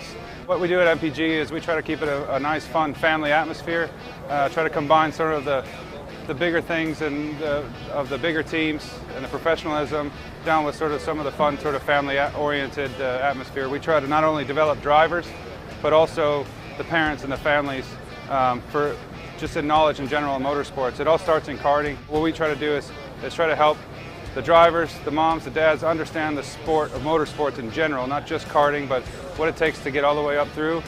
Whether you end up wanting to be a driver or a mechanic or an engineer, you know, we can help you with that, and that's what we're here for. If you're interested in joining us at MPG, our home base is at Whiteland Raceway Park in Indianapolis, and you can contact us at info@willpowerkart.com. And one of our great people will reach out to you, and we'll try to put the best program together.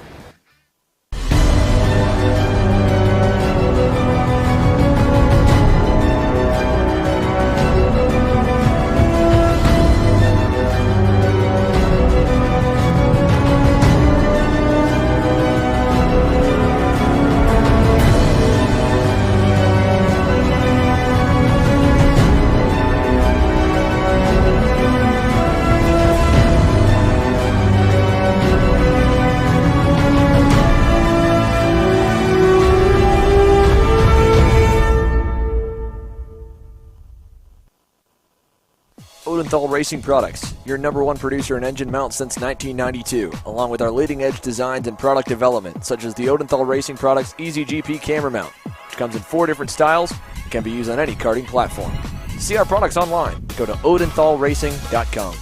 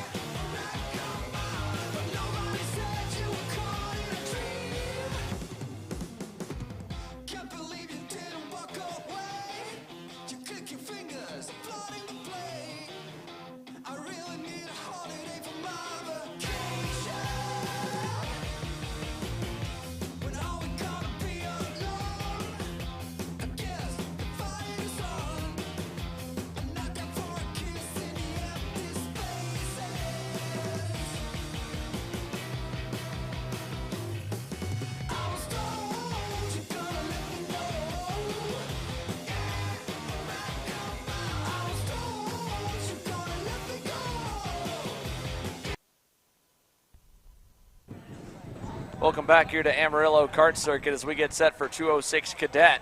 Braden Westfall is your pole sitter here as we get set to go green to his outside as the field works its way around.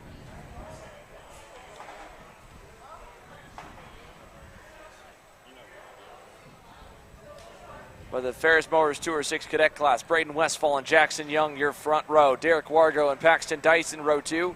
Thomas Smith, Mateo Quinto, row 3. Chris Tracy, Aston Wyatt, Tristan Young, and Davis Henry, row 5. Here they come into turn number 1, looking for the green flag.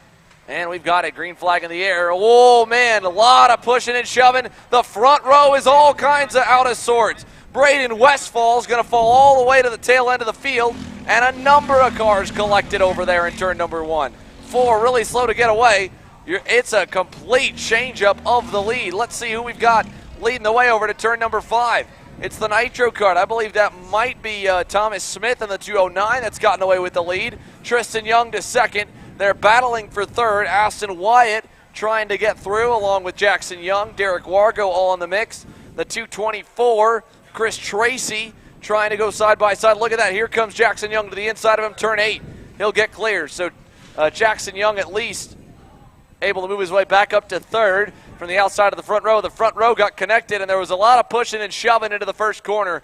Braden Westfall, 12th across the line here as they came to the loop. So he's got a lot of work to do to try and work his way back up. And not the start that Young wanted, man. You know, you starting on pole, you do not want to go off the first turn, especially. So now he's just, all he has to do is just keep clawing and keep pushing.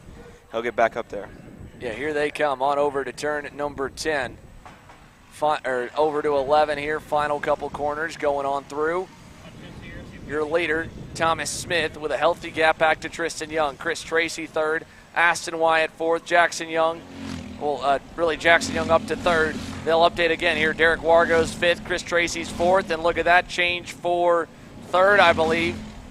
Jackson Young gets passed by working on the Paralyn 222.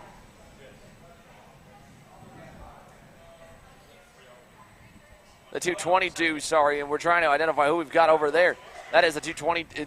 I don't believe Paxton Dyson's right behind him. Or sorry, 223 and Tristan Young there in second. So he got up to Tristan Young, got by him. So Jackson Young now up to P2, able to get by him. So moves him up another spot. Again, that moves his brother Tristan Young now into pressure from Paxton Dyson. Has gotten by him, or Derek Wargo's gone by as well. So Derek Wargo now, that puts him up into third. Chris Tracy still in the 5th position, battling for that, maybe lost it already. Wargo up to third, trying to keep up with all these new faces that are inside the top 5 after that crazy first corner, Riley. Again, this is a tight opening corner. The last thing you want to happen, but something we've seen a couple times already this weekend. Yeah, man, it's super tight, especially when you're nose to tail with everybody together. Everybody's fighting for that same little piece of tarmac. You know, you just got to, he's just there. You got to find the right spot, and sometimes it's just wrong place, wrong time. For sure here. The field is going on through as the field works its way around towards turn number 5. Thomas Smith is your leader. He gave up 8/10 though to the pack that time by. So Thomas Smith, the 209 Nitro Kart, losing some ground. They'll work their way through turn number 7. In the run to 8, he's already got Jackson Young into the tow. Derek Wargo's coming. Tristan Young's coming along for the ride as well. Update on Braden Westfall. He's gotten back up to 10th as of across the line. I think he's working on Ian Walker for 9th this lap. Came across only 2/10 back from him. But your leaders headed over to 9, a 4-driver party up at the front. Thomas Smith, 3 car lengths back. Now make it to 2.5. Here comes Jackson Young. Big head of steam towards turn number 10. With Derek Wargo coming, they'll have a shot at him in turn 1 for the lead. Out of 11, a little look back for Thomas Smith. He knows company's on the way. Here comes Jackson Young to the outside in the run down the short chute to turn number 1. Jackson Young to the point into turn number 1. Wargo not able to follow. Thomas Smith slots into second. All right, what a great drive from Jackson Young so far to get back up to that first place position. You can tell he's got the car for it. He's got the speed. He's looking super comfortable, super tidy. He's just ready to rock and roll. Here they come out of turn number 4. A 3-driver group. Thomas Smith able to slot right in the middle. Hangs on to the rear bumper of Jackson Young. He's going to get a great educational lesson here. Again, Thomas Smith started off in this one 5th on the racetrack. So up a couple spots still as he loses. What a pass there by Derek Wargo. Turn 7.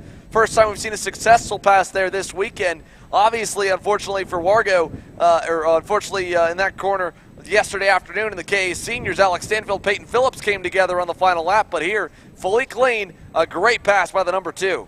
Absolutely.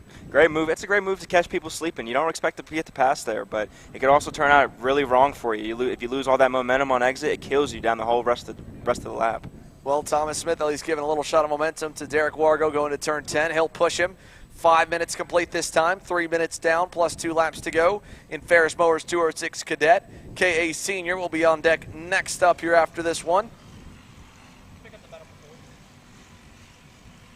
And it looks like Jackson Young's is building that gap up a little bit. He's got the speed. Nice pass there for Mateo Quinto on Tristan Young. He gets by for the 4th position aboard that 223 Tony Kart. passing back for 6th as well. Trying to anyway. Look at that. That was a big-time curb hop there for what looked to be, I believe, Paxton Dyson. He's going to lose 2 more spots out of the exchanges. Braden Westfall gets by, and Aston Wyatt is trying to go through. He will as well. See little games they're playing down the straightaway, trying to force each other to make a move, to concede just a little bit, going into that corner.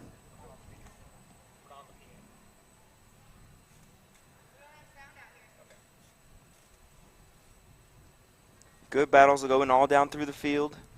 And as the field works its way over towards turn number 9, we'll keep working our way around the back towards the turn number 10 complex once again.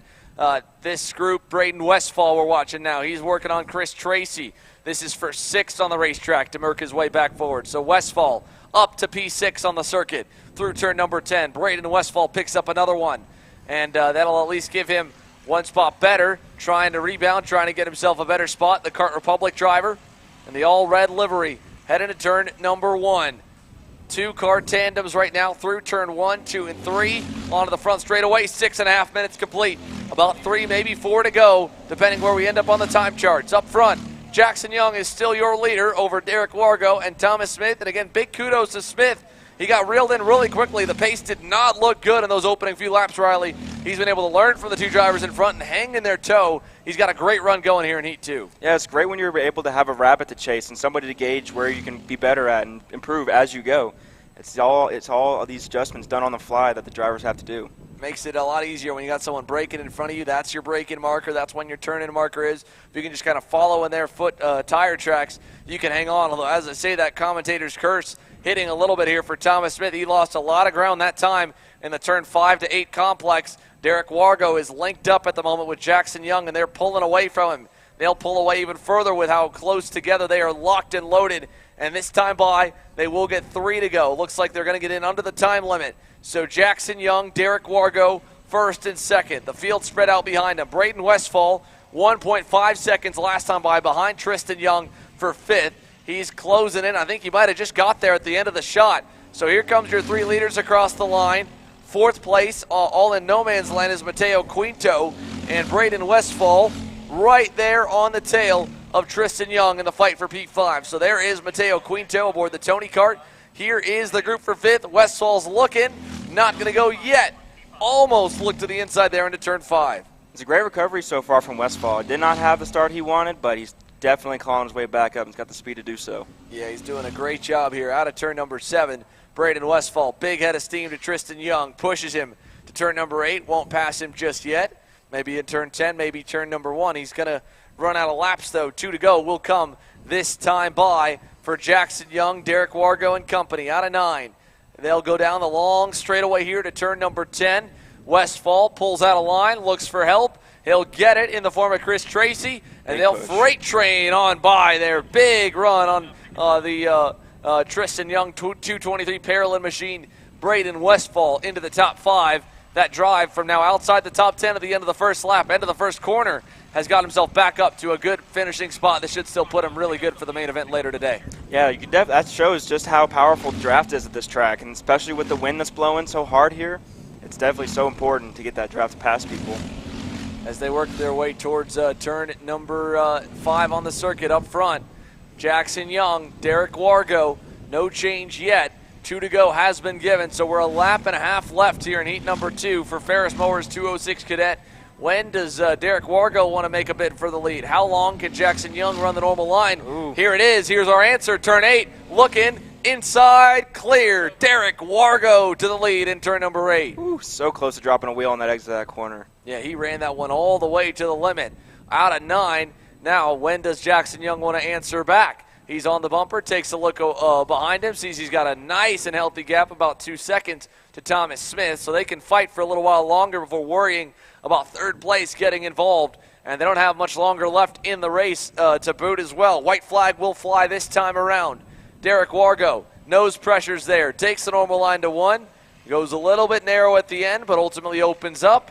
And Jackson Young will not slow it down the inside there. He stays tucked in line. White flag coming, 1 to go. Jackson Young, big run down the front straightaway to the bumper. He stays there through 3 and 4. Yeah, Wargo looks fast. I think Jackson Young did not expect that from him. Yeah, Jackson Young obviously ran through the field. Wargo was doing the same, just about a Kurt length or two behind him. So he may not have paid attention to the fast guys that were going through the wake that he was paving. And now out of turn 7, good exit for Wargo. Went a little bit narrow into 5 to cover that one off. Looks like he's narrow into 8 as well. Now opens up. Late move attempted, but backed out of it by Jackson Young. Yeah, such a late move. He could have had that sent. The door was definitely open for him. Now through 9, he's got to recover from it. He's got to gain that momentum back. He will. Big run coming to 10. Here comes Jackson Young. Bumper looking inside. He's gotten down to the bottom side and to the lead. Jackson Young with a crossover from Derek Wargo. Wargo tries to pinch him on the outside. They'll drag race here coming out of 11. Door to door for the lead and the win in Heat 2. Say.com. If you're looking for top-grade equipment, look no further than Rev Performance Materials engine mounts, sprockets, and arcade chains. Available online now at revperformancematerials.com and through